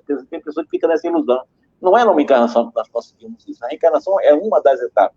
É a partir desse momento que a gente, a partir de agora, que a gente vai fazendo essas, digamos assim, por que não esses projetos? Né? Isso é um trabalho que eu chamaria útil, né? Ocupar sua mente de forma útil, porque você se ama, você tem a coragem de enfrentar as suas limitações e está preparado para reparar amorosamente que isso não fica pesado. Pelo contrário, a minha dor, que é física, é ilusória para Emmanuel, eu consegui amá-la e eu consegui realmente dizer assim, expulsei não, ela convive bem comigo e eu estou muito feliz com isso. Que bom. Aliás, lembrando da sua bela fala agora, né, que o presente, né, o próprio Deus já nos deu o presente como um presente. É uma dádiva. E esse presente é que vai ditar o nosso futuro. Então a gente tem que trabalhar nele agora, né? Eu diria para você que a nossa vida, eu não sei como é que nós poderíamos entender isso no que você falou. Mas eu acho que a nossa vida é um presente eterno, sabe? Eu acho que a nossa vida é um presentismo eterno. Porque ainda pensar no futuro, eu vou ser, ainda é uma visão de certas preocupações, você entendeu? O futuro cabe a Deus, né? O futuro é de Deus. Viver o presente, porque cada momento que passa, na cronologia, que é bastante retilínea, nós temos que pensar que o nosso processo evolutivo, ele não se dá só no processo retilíneo, cronológico, nós também vamos ascender nesse processo, entendeu? Então, futuro, o que é futuro? Futuro é, não, eu também vou ascender, porque nós podemos ir para frente num processo de aclive, eu acho que seria aclive, né? Subida, sim. Né? Declive seria descida, né? Então, você vai para frente num aclive. Então, nem futuro é o presente que vai te levando a uma condição natural. Você falou a questão da criança, né, de traz culpa desde criança. Temos uma pergunta da Lenilda, olha, o pessoal lá de Santa Fé do Sul nos acompanhando. Eu sinto culpa por coisas feitas quando criança. E olha que ela faz tempo, hein? E que não causaram danos, mas que vez ou outra me lembro e não gosto. Por que é tão difícil lidar com esse sentimento? Obrigado, viu, Lê, pela sua presença. Um abraço a todos aí de Santa Fé. Lenilda, né? Lenilda, isso. Lenilda. Olha, nós teríamos que levar muito tempo para poder realmente... Porque é um tema muito específico você lidar com os processos de culpa da criança, o processo da fase infantil, né? Até os 3 anos, a partir dos 3 anos aos 7 anos, porque a reencarnação se dá em etapas, o processo reencarnatório, ele se complementa aproximadamente nos 7 anos, né? Então, todo um processo que se dá antes dos 7 anos, o espírito está em processo reencarnatório, existe um registro muito intenso na consciência dessa criança nesse processo reencarnatório, que só se concretiza, segundo Emmanuel, a partir, repito, aproximadamente dos dias que compõem 7 anos, né, daquela quantidade de dias. Então, traumas de infância, elas são reais, elas são verdadeiras. Existem traumas que a criança, por má educação, por pais despreparados na educação dos filhos, que fazem os filhos se tornarem absolutamente, digamos assim, medrosos, apáticas, não sociáveis, porque tudo isso vem da infância. São pais castradores, ou pais libertinos, ou pais que liberam demais, pais que não sabem equilibrar um processo educativo das crianças. No caso, quando tem criança que traz da infância, né, exatamente esses traumas, isso é muito preocupante. Existem muitos jovens, muitos adultos e até idosos que vivem angústias intensas desses traumas ocorridos na criança, até por uma má formação educacional dos pais que não passaram para ela, digamos assim, informações mais seguras. Exemplo, criança que teve muita liberdade, ou criança que foi muito castrada e não teve liberdade nenhuma, evidentemente durante a vida dela, ela vai ter exatamente manifestação com essa lembrança desse processo educacional. Muitas crianças foram maltratadas no campo da sexualidade, foram mal orientadas nessa área também. Cabe aos pais, me perdoe estar desviando um pouco da resposta, mas cabe aos pais, né, ter a capacidade de fazer exatamente, eu falo os pais espíritas, principalmente, porque o Emmanuel, ele é até muito taxativo no livro O Consolador, quando ele trata desse tema, né, que ele fala que os pais, eles precisam ser rigorosos, assim, por exemplo, a criança até os 7 anos, tem criança que quer fazer, eu estou fugindo um pouco do assunto da pergunta dela, mas isso também traz trauma assim, mas olha só, tem criança que até os 7 anos, os pais deixam ela fazer o que quer, depois começa a querer corrigir dos 7 aos 12 anos, e já fica mais difícil, e dos 12, quando explode a epífise, é impossível, porque ela já não tem mais caminho, ela perde o rumo. Então, o melhor momento de você criar, como eu disse, a coerção, você tem que ser forte, você tem que ser exigente, sim. O filho quer, não, aqui você vai fazer o que eu quero, não é o que você quer. Você tem que dar os indicativos para o filho de que naquele momento você é educador. Senão o pai perde a condição de cicerone, aquele que mostra caminho. E o momento mais importante para o adulto não trazer trauma de criança é a educação na primeira infância, digamos assim. Principalmente do 0, né, até os 7 anos de idade, nesse processo em que está se dando a reencarnação. Aquela personalidade, aquela persona que está reencarnando, que está muito vinculada ainda ao passado, né, ela pode ser moldada, relativamente moldada, né, trabalhada nessa mesma persona, pode ser trabalhada com boas informações com os pais que tiveram boas informações também, por sua vez, em sua infância.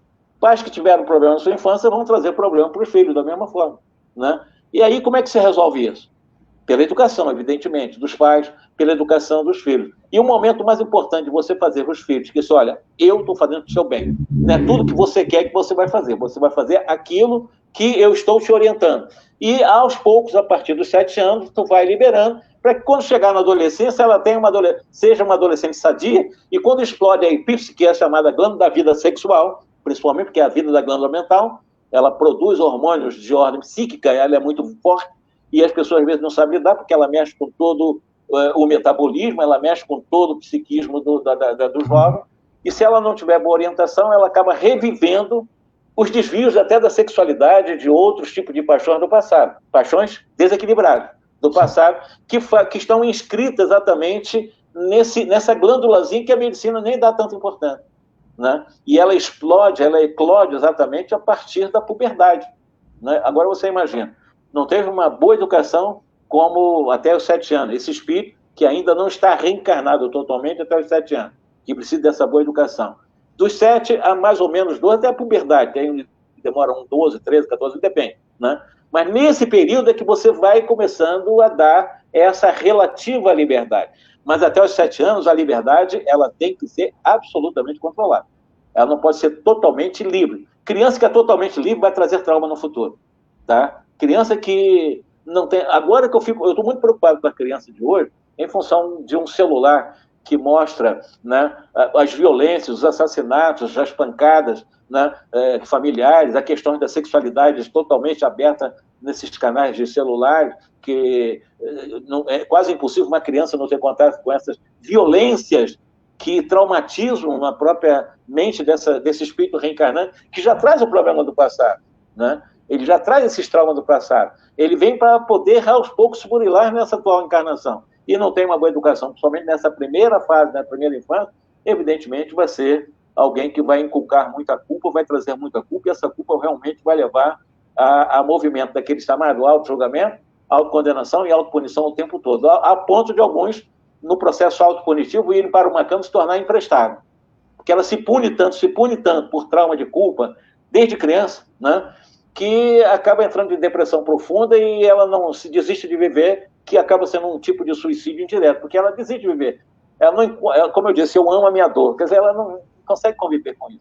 A dor moral ou a dor da própria culpa, né? A Joana, ela fala de culpa terapêutica que o projeto Espiritizar não costuma usar. E fala da culpa patológica, né? Para que nós possamos distinguir, né, ainda dentro do assunto de culpa, mesmo que venha da infância, e que traz realmente da infância essa culpa, ela permanece, o que ela chama de terapêutico, na realidade, o doutor Alírio, ele fala de alerta de consciência, conflito de consciência que não é culpa. Todos nós temos conflito de consciência, todos os seres humanos têm conflito de consciência. Quando nós erramos, quando nós transgredimos uma lei da consciência, que é a lei de Deus, é evidente que nós temos conflito. Nós temos que trabalhar muito bem esses conflitos. Os conflitos vão vir, inevitavelmente. É impossível um ser humano não ter conflito de consciência. Quando esses conflitos vêm, aparecem, né, está sinalizando que eu preciso reparar através de um processo expiatório, desde o momento em que eu movimento com sinceridade o arrependimento. Então, essa aspa, que seria a culpa terapêutica, na realidade não é uma culpa terapêutica. É um ressignificado da palavra culpa terapêutica de Joana, que eles fazem, que eu acho muito interessante. né? Então, o alerta de consciência, o conflito de consciência é bom para nós, é extremamente bom para nós, é extremamente saudável para nós termos alerta de consciência. Imagina se eu não tiver alerta de consciência, vou errando o tempo todo, e a minha consciência não está apontando. Mas o que nós fazemos? Vem alerta de consciência, aí eu finjo, eu bloqueio as leis divinas da própria consciência, eu não bloqueio para sempre, mas eu posso bloquear as leis divinas por uma encarnação. Não aceito alerta de consciência, ou seja, esses conflitos de consciência eu vou jogando para debaixo do tapete. O que eu estou fazendo com isso? Transformando em culpona, em remorsos intensos, porque eu não estou dando atenção aos conflitos conscientes, que todo mundo vive, todo mundo tem.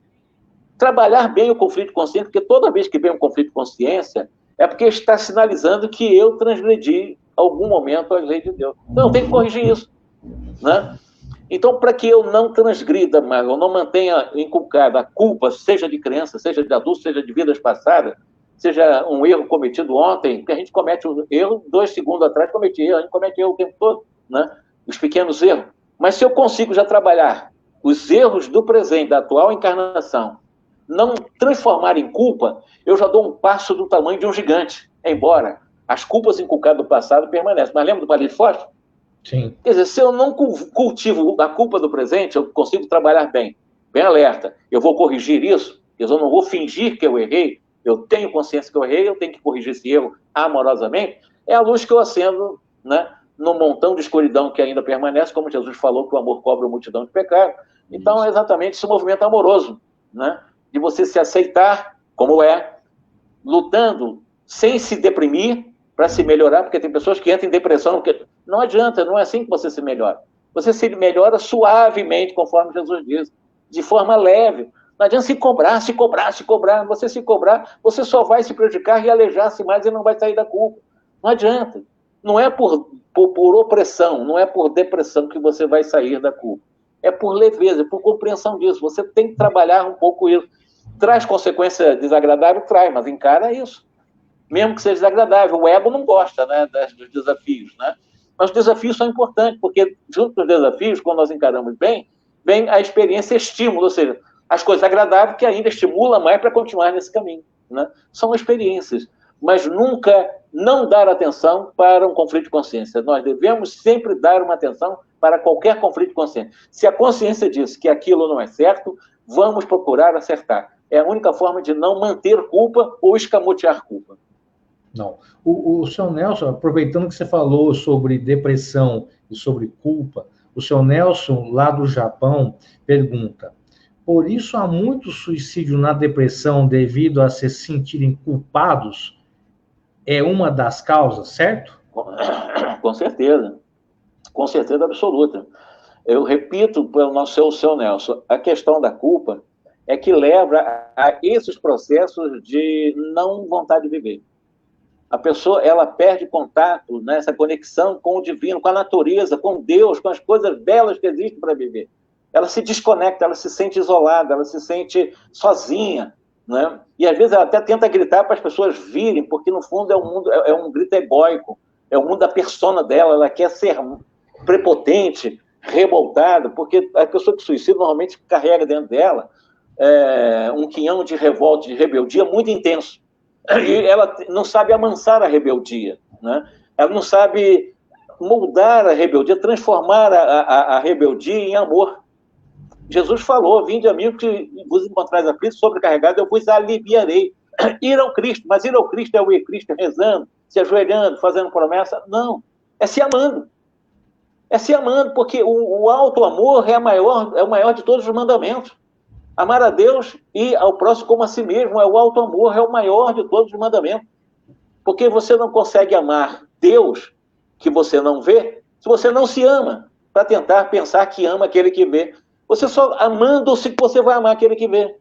Não é por isso que Jesus disse, é pelo alto amor que vamos amar o nosso próximo. Então, dentro desse movimento, você não dá nenhum tipo de chance para que a culpa, ou aquilo que nós chamamos de culpa, né, aquilo que vai nos incomodando, auto-julgamento, né, autocondenação e de autopunição, e que nos leva à depressão, evidentemente, a consequência natural acabará sendo realmente desistência da vida. Então, com certeza, se continuar nesse caminho, O suicídio é uma consequência absolutamente natural. Lembrando aqui que para a legislação divina, porque eu digo que a maior transgressão às leis de Deus, uma das maiores rebeldias às leis divinas é o suicídio, eu não tenho dúvida. Mas todo o tipo de suicídio tem, como toda lei humana, né, atenuantes e tem agravantes, depende de como a pessoa realmente entra nessas condições, né? Porque às vezes a pessoa entra em um processo de tanta alienação, de tanta dificuldade psicótica, né, que ela não tem noção de realidade, ela sequer alimenta a culpa, ela não tem nem a culpa, porque ela já está fora da realidade. Ela não resiste mais a essas condições, né? Então ela acaba entrando num processo psicopatológico grave e acaba, toda pessoa que comete suicídio está com distúrbio psicopatológico, todas, não tem exceção, não há como. Tá. A Ivone, grande Ivone, obrigado pela sua presença, pelo seu carinho, tá? Ela faz uma pergunta. Muitos procuram ajudas profissionais. Realmente ajuda? Ou somente os profissionais financeiramente? Ou só ajuda os profissionais? Não, a nossa irmã Ivone, olha, claro, eu sou historiador, né? Sou jornalista, sou escritor, nós estamos com 33 já, né? E-books, livros também eletrônicos escritos, né? Mas Joana de Ângeles e todos os espíritos superiores dizem, claro que um profissional, aquele que tem gabarito, sincero, bem experimentado, sobretudo se conhece o espiritismo para nós espíritas, você não tenha dúvida que ele é extremamente importante nesses momentos. Ele é importante demais, não é financeiramente, ele é profissional. Eu não entro na questão de ele estar cobrando, porque ele é profissional, como qualquer profissão, a pessoa precisa viver também, e os profissionais vivem também, né? É o trabalho honesto, né? Ele formou para isso, estudou para isso, né? E Allan Kardec também aborda essa questão lá no próprio Evangelho segundo o Espiritismo, né? Ele ganhando os recursos dele, do trabalho dele, da sabedoria dele, daquilo que ele foi buscar, mas que é importantíssimo a procura de um terapeuta, que é importantíssimo a procura, se for no caso de um psiquiatra ou de um terapeuta, um psicólogo, não tenha dúvida. Isso ajuda muito, porque isso ajuda a pessoa a sair do imaginário, aquilo que ela imagina ser verdade. Esses terapeutas mostram para ela, né, que ela vive ilusões. Então, ela traz a pessoa para a realidade, daquilo que ela imagina, por exemplo, a autorrejeição. A pessoa se autorrejeita de uma forma tão intensa, ela vai se autorrejeitando o tempo todo. Tem pessoas que entram num banco assim, tem 2, 3 pessoas falando, elas estão falando mal dela. Tem pessoas que entram no centro espírita, as pessoas estão conversando coisas diferentes, elas estão fazendo complô contra ela. Porque ela já se auto-rejeita e acha que os outros rejeitam ela.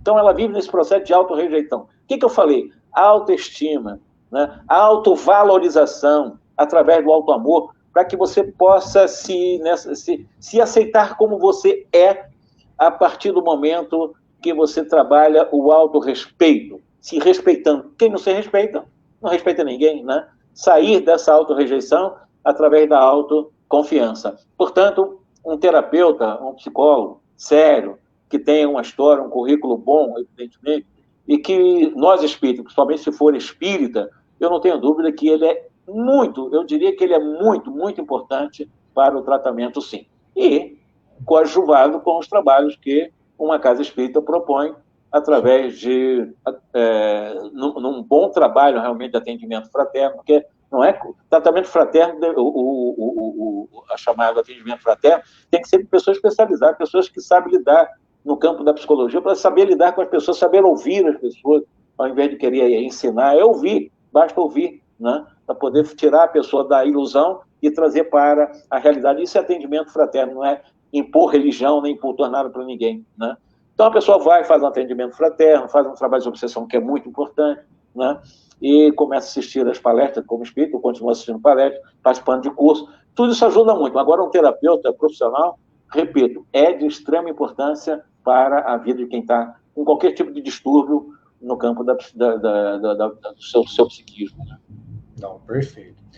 No início, né, da nossa resenha, você falou muito sobre a questão do auto-perdão, da auto-piedade e do auto-perfeccionismo. Dá uma mexida para nós isso aí. Como que você vê essa questão do auto-perdão? Porque tem muita questão relacionada ao auto-perdão e o desculpismo. Qual que é a diferença entre o auto-perdão e o desculpismo?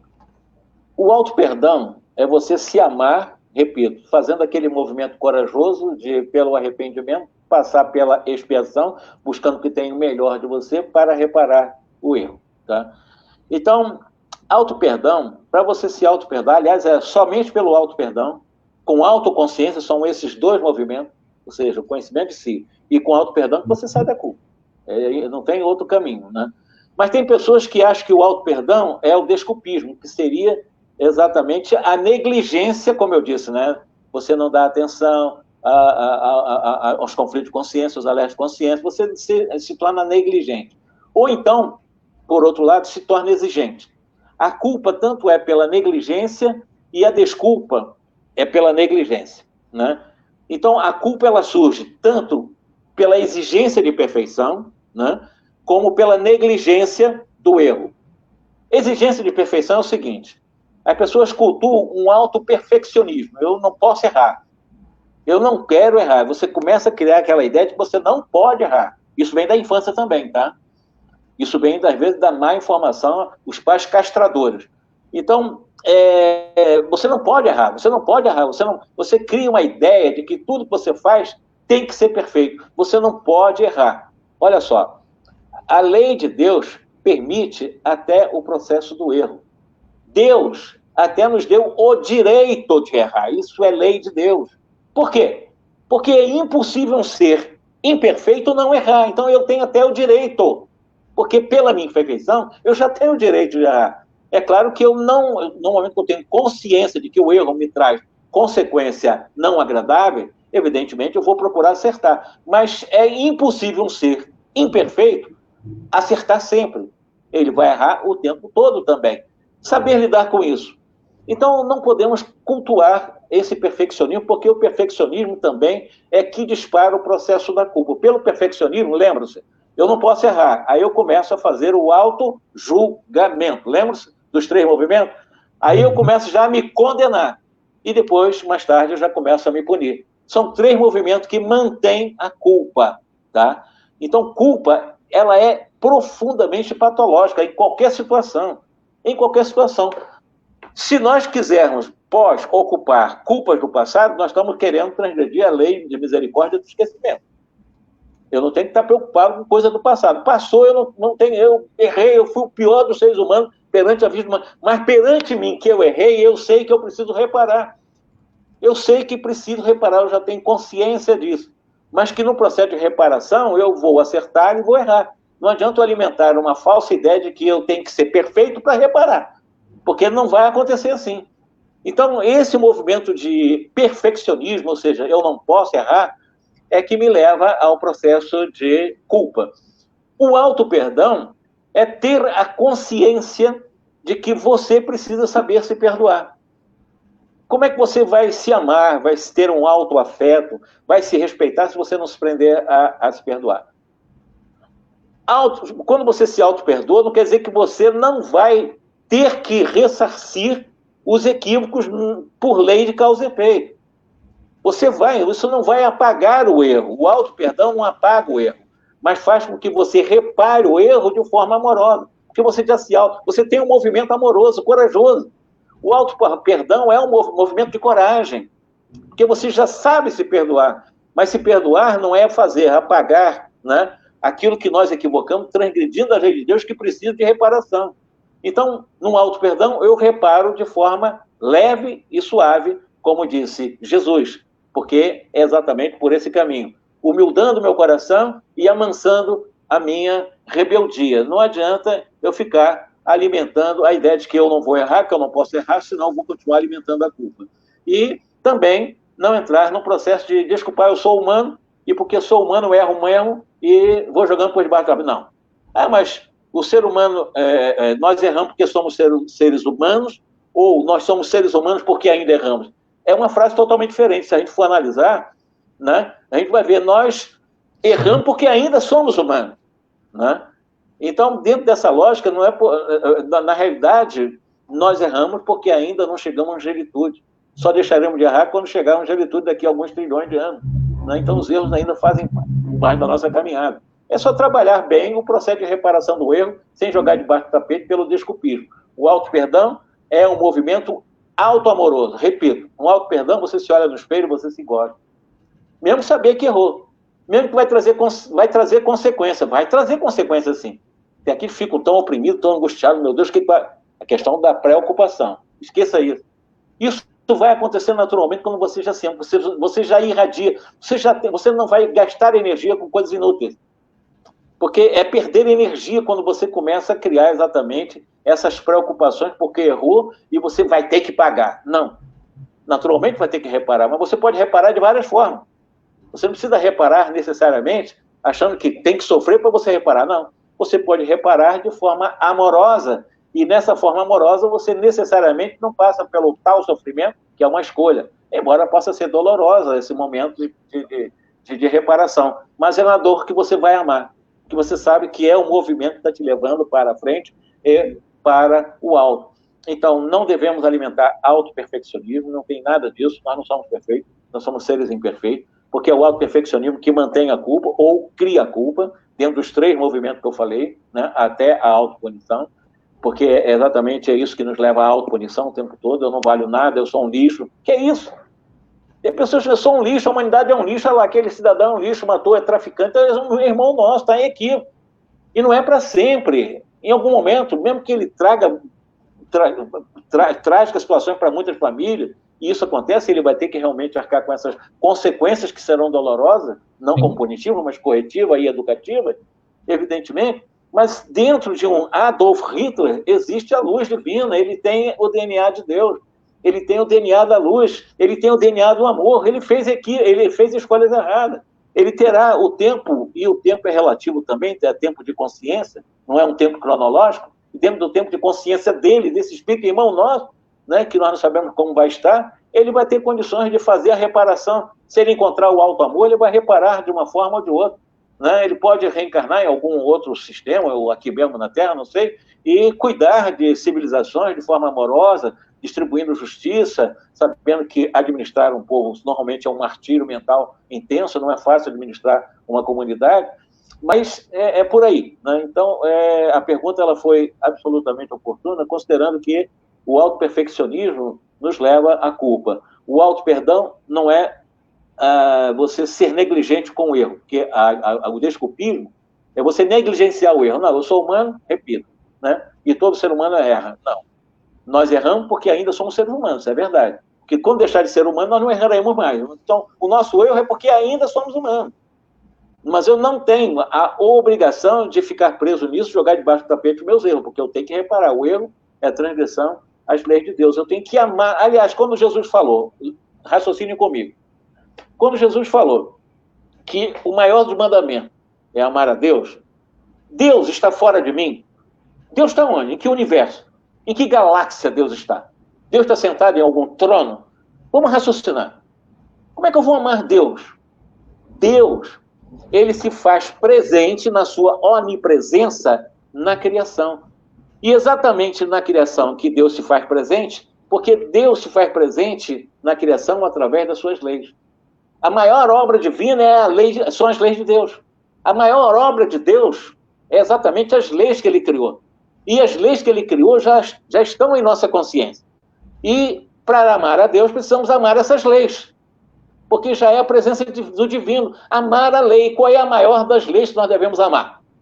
Amor, justiça e caridade. Então, ponto. Eu preciso amar essas leis para sair do desculpismo, né? Para fazer o auto-perdão, e do auto-perdão exercitando a lei de amor, justiça e caridade.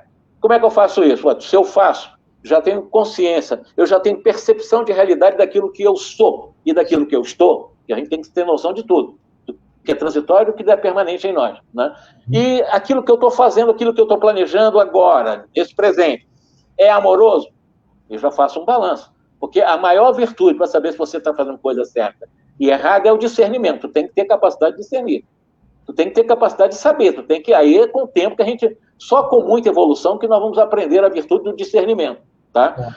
Então, pois não? Não, é que o Fábio fez uma pergunta relacionada a isso. A pergunta, questão da culpa e o seu peso é derivado da sua evolução? Boa, Fábio, gostei dessa pergunta. Por exemplo, Fábio, um ser que não tenha consciência, assim, por exemplo, um indígena, né? O que para os nossos olhos, os crimes que ele pode, um assassinato, por exemplo, que ele possa cometer, trará a culpa na consciência de um indígena que não tem o conhecimento que nós já temos, as informações que nós já temos, a educação que nós já temos naquele ser que ainda está na condição, digamos assim, um pouco mais primária, digamos assim, de evolução. A culpa nele será igual da minha consciência do ponto de vista moral? Não. Não temos como... Ele não pode inculcar culpa porque ele não tem a consciência que nós, por ampliação, por evolução, já temos. Então, você não pode inculcar culpa ou cobrar, né, qualquer tipo de, aspas, processo de coerção por um processo punitivo, porque as leis humanas são punitivas, as divinas não são. As leis humanas são punitivas, né? Ainda, infelizmente, porque ainda convivemos com isso. E nós nos equivocando, achando que as leis divinas são iguais às leis humanas. Não está muito longe disso. As leis divinas são amorosas. E, por isso, um ser em sua evolução ainda primária, a culpa nele não permanece. Mas, para que a culpa nele não permaneça, ele não cresce também sozinho por um livre-arbítrio que nós já temos, que eu diria que nós já não somos tão tutelados assim por espíritos superiores. Embora nós tenhamos os chamados anjos de guarda. Há, então, uma tutela. Então, existem alguns espíritos que estão nos tutelando, em algum momento, porque nós temos anjos de guarda, porque eles estão cuidando da gente, né? Mas nós estamos muito adiante daqueles que são muito mais tutelados, que têm menos consciência do que nós. Então, a culpa neles é muito diferente da nossa. A culpa que está incrustada em nossa consciência está muito ligada a essa mesma consciência de realidade de transgressão das leis divinas. Eles têm as leis divinas nele, evidentemente, mas eles não sabem ainda, não sabem trabalhar essas leis divinas em função das suas condições de razão, ou seja, de intelectualidade, de inteligência, muito aquém da capacidade de entendimento. Então, a culpa ali, evidentemente, tem uma conotação extremamente diferente. Eu falei de agravantes e atenuantes. No caso deles ali, muitas vezes nem sequer seria imputado. Sim. Né? Não, perfeito. Falamos muito bem até agora sobre tudo, sobre esses detalhes importantíssimos, já clareou muita coisa, mas eu quero te perguntar uma coisa importantíssima. Como que eu consigo desenvolver a coragem para reparar esses erros, no caso cometido, que me geram culpa? E de que maneira, Jorge, o Espiritismo pode nos auxiliar nessa tarefa? Ale, eu falei exatamente que a coragem é agir com o coração. Agir com o coração, o símbolo do coração é o símbolo do amor. Então, é através do autoacolhimento amoroso. Você se acolhendo amorosamente, eu vou repetir o símbolo do espelho. Né? Quando você tem a oportunidade de se olhar, tem gente que não gosta de se olhar, nem gosta de espelho, né? Porque não gosta de se ver, o fenótipo, aquilo que é transitório, né? Mas quando você consegue se ver, e ao invés de ficar preso ao transitório, mas ir além e entender o essencial que você já é, por essência, você já tem o amor em você, você tenta buscar exatamente o exercício, dinamizar em você. Isso dá muito trabalho, né? Do dia para a noite, dá com os piscar do olho, né? A palavra é coragem, agir com o coração. Normalmente, nós não agimos com o coração, né? Normalmente, nós agimos de forma, assim, nós fazemos as coisas do repente, né? O chamado sem pensar. Nós não raciocinamos, nós não refletimos em muita coisa que nós fazemos. Como é que você vai viver bem sem reflexão? Como é que nós vamos assistir uma palestra dessa se não refletirmos em cada palavra, em cada pergunta, a sua oração inicial? A gente aprende a refletir, puxa vida, que oração linda! E olha que preparação linda, eu estou refletindo no que o Alê fez no início da sua live. O que ele fez? Vamos respirar profundamente, vamos mergulhar em nossa essência divina, né? Vamos buscar nos harmonizar conosco, para que a oração tenha objetividade naquilo que ela se propõe, que é uma possibilidade de uma conexão conosco mesmo, porque a oração é você tentar encontrar o divino em você, porque Deus já se faz presente em nossa consciência. Não adianta buscar Deus nas estrelas, Deus está em nós. Então, a gente trabalhar esse alto amor pela oração, né? E quando você faz isso, você já se conecta com os espíritos superiores, que é aqueles que são nossos tutores, que estão muito além de cada um de nós, e que não nos julgam em nenhum momento, não há julgamento, porque eles sabem que o nosso futuro é a luz. Questão 115, Livro dos Espíritos, Se Deus criou os espíritos bons ou maus, não, nos criou simples e ignorantes. Uns caminham mais rápidos, outros menos rápidos, que são mais corajosos, evidentemente, vão mais rapidamente, encontram a pura e eterna felicidade. Então já trazemos o DNA da felicidade, questão 115. Já temos o DNA disso. Nós estamos caminhando para isso. Não, mesmo que eu não queira, esse meu querer não é superior aos ditames divinos, porque ele já me criou para isso. Já nos criou para isso, está na questão 115. Agora, uns vão mais rápido, outros menos rápido, utilizando exatamente as virtudes da coragem, agir com o coração. Ou seja, agir para humildar o coração. Por exemplo, a pessoa que é muito orgulhosa, para ela se humildar, ela tem que ter muita coragem. Ela tem que usar o coração. Né? Mas humildade não falsa humildade, uma pessoa que é orgulhosa. Para você agir de forma humilde, você tem que ter a coragem de transmutar o orgulho em humildade. Né? A pessoa que é muito apegada, ambiciosa, você transmutar a ambição em caridade. Você fazer isso tem que ter coragem, porque a pessoa tem que mexer no bolso. Né? Assim, mas tem que ter coragem de mexer. A coragem é você mexer com o coração, mexe no bolso e você não pensa nem que está dando, porque você nem na realidade está dando. Você apenas está contribuindo, é um processo contributivo. Né? Você apenas está ajudando ou tentando ajudar as pessoas a sair de um problema em algum momento, um aluguel, às vezes uma internação, etc. E tal. Então, é essas coragens, né? É agir com o coração. Não sei se eu estou sendo claro, mas a coragem é isso, é você transmutar aquilo que é muito egóico em você, que ainda te prende à persona, e ao egoísmo, te prende muito até o egocentrismo, que é meio patológico isso, e esquece da dor alheia. E Jesus falou, não tem como.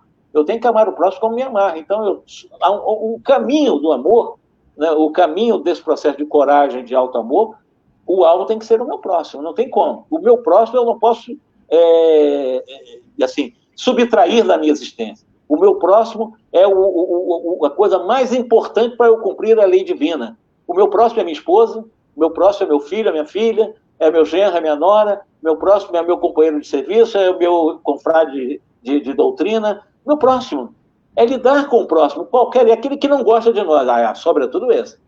Aí tu tem que ter a coragem, ou seja, o amor para que...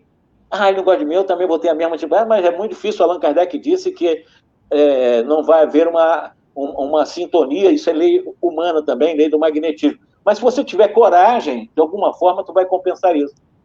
Você não vai desejar, mesmo que inconscientemente, mal àquele que te quer mal, né? Ou então fazer como o Siddhartha Gautama nos ensinava, né? Você sempre fazer muito bem aquelas pessoas que nos querem muito mal, sem que elas saibam. O que é mais importante ainda, né? Isso é coragem. Perfeito. Nossa, olha. Pessoal, a gente está chegando ao nosso final da live já. Jorge, preparei uma surpresa para você no final. Todas as nossas lives, no final, o nosso convidado, né? A gente faz 2 toques. Então, eu vou fazer uma fala e você, em poucas palavras, vai responder. Ok? Isso a gente faz com todos. Tá? Será que eu tenho capacidade como os outros? É isso, te conheço, não é de agora.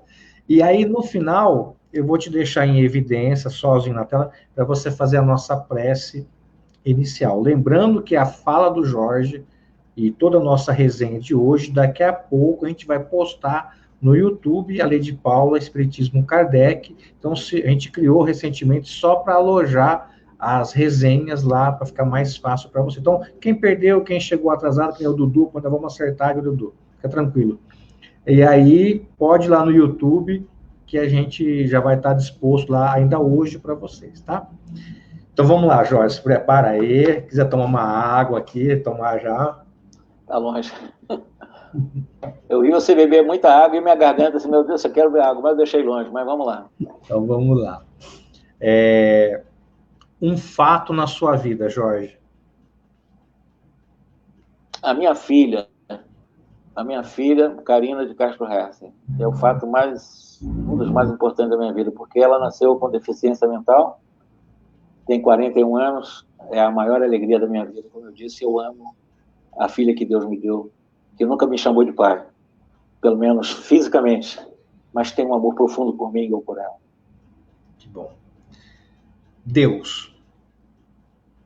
Ele existe, e eu explico por quê. Quando você coloca a existência em Deus, você bota Deus do tamanho do que você acha que é. Quando você coloca Deus como existente, você, inclusive, bota distante de você. Deus é. Se Deus é, não precisa existir. Isso é meio filosófico. Mas Allan Kardec, ele fez questão de começar o Espiritismo exatamente com essa questão.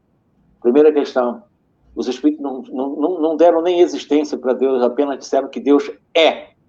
Quando Kardec perguntou que, nem o que é Deus? Sabedoria suprema, causa primária de todas as coisas, ponto. Então não precisa nem existir. Ele é a sabedoria suprema. Então Deus é. Perfeito. Jesus. Modelo e guia do espírito mais puro que pisou no solo terreno. É o nosso, digamos assim, relativamente, né? Como modelo e guia, como caminho, verdade e vida, é o nosso Deus. Perfeito. Kardec. Codificador. Allan Kardec, Hippolyte Léon Denis Rivaio. Eu tenho um carinho tão grande, mas tão imenso, mas tão intenso por ele, que quando eu penso em Kardec, eu não tenho como deixar de pensar em Jeanne Louise do Ramel. Não tem como pensar, quando se fala em Kardec, o conjunto como Amélie Gabrielle Boutet.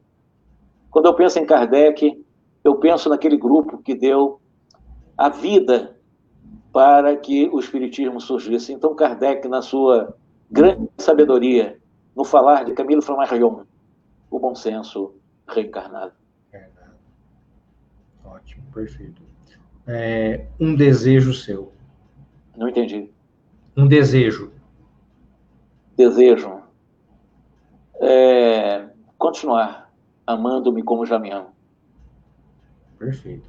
Então, agora eu vou te deixar em evidência para você fazer nossa prece final, aí eu volto para me despedir. Pode ser? Com certeza. Você manda, eu sou o estafeta. Imagina. Pelo contrário. Então, vamos fazer como nosso irmão Aleide Paula nos ensinou, uma reflexão. Todos que estão aqui presentes na live, respirar profundamente. Fecham os olhos. Fechar os olhos não é um processo ritualístico, mas uma reflexão. Vamos tentar fazer uma reflexão. Respirem profundamente.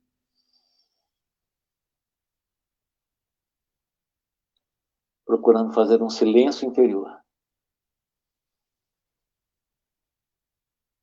Vamos começar a refletir em nossa oração o que foi falado nesse período em que nós assistimos das indagações, das respostas, as reflexões.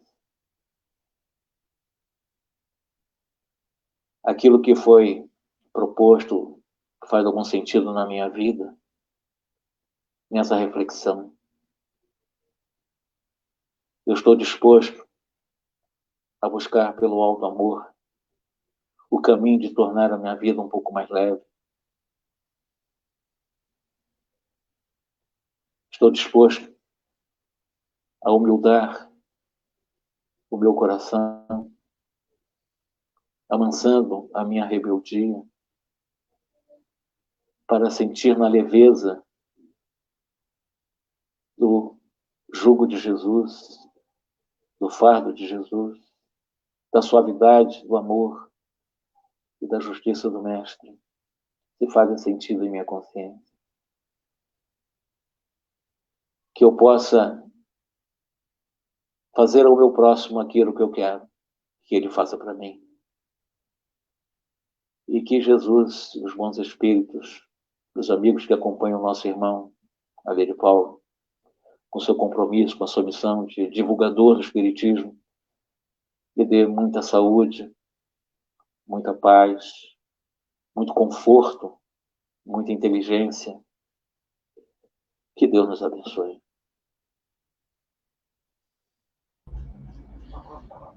Que assim seja. Que bom. E assim será.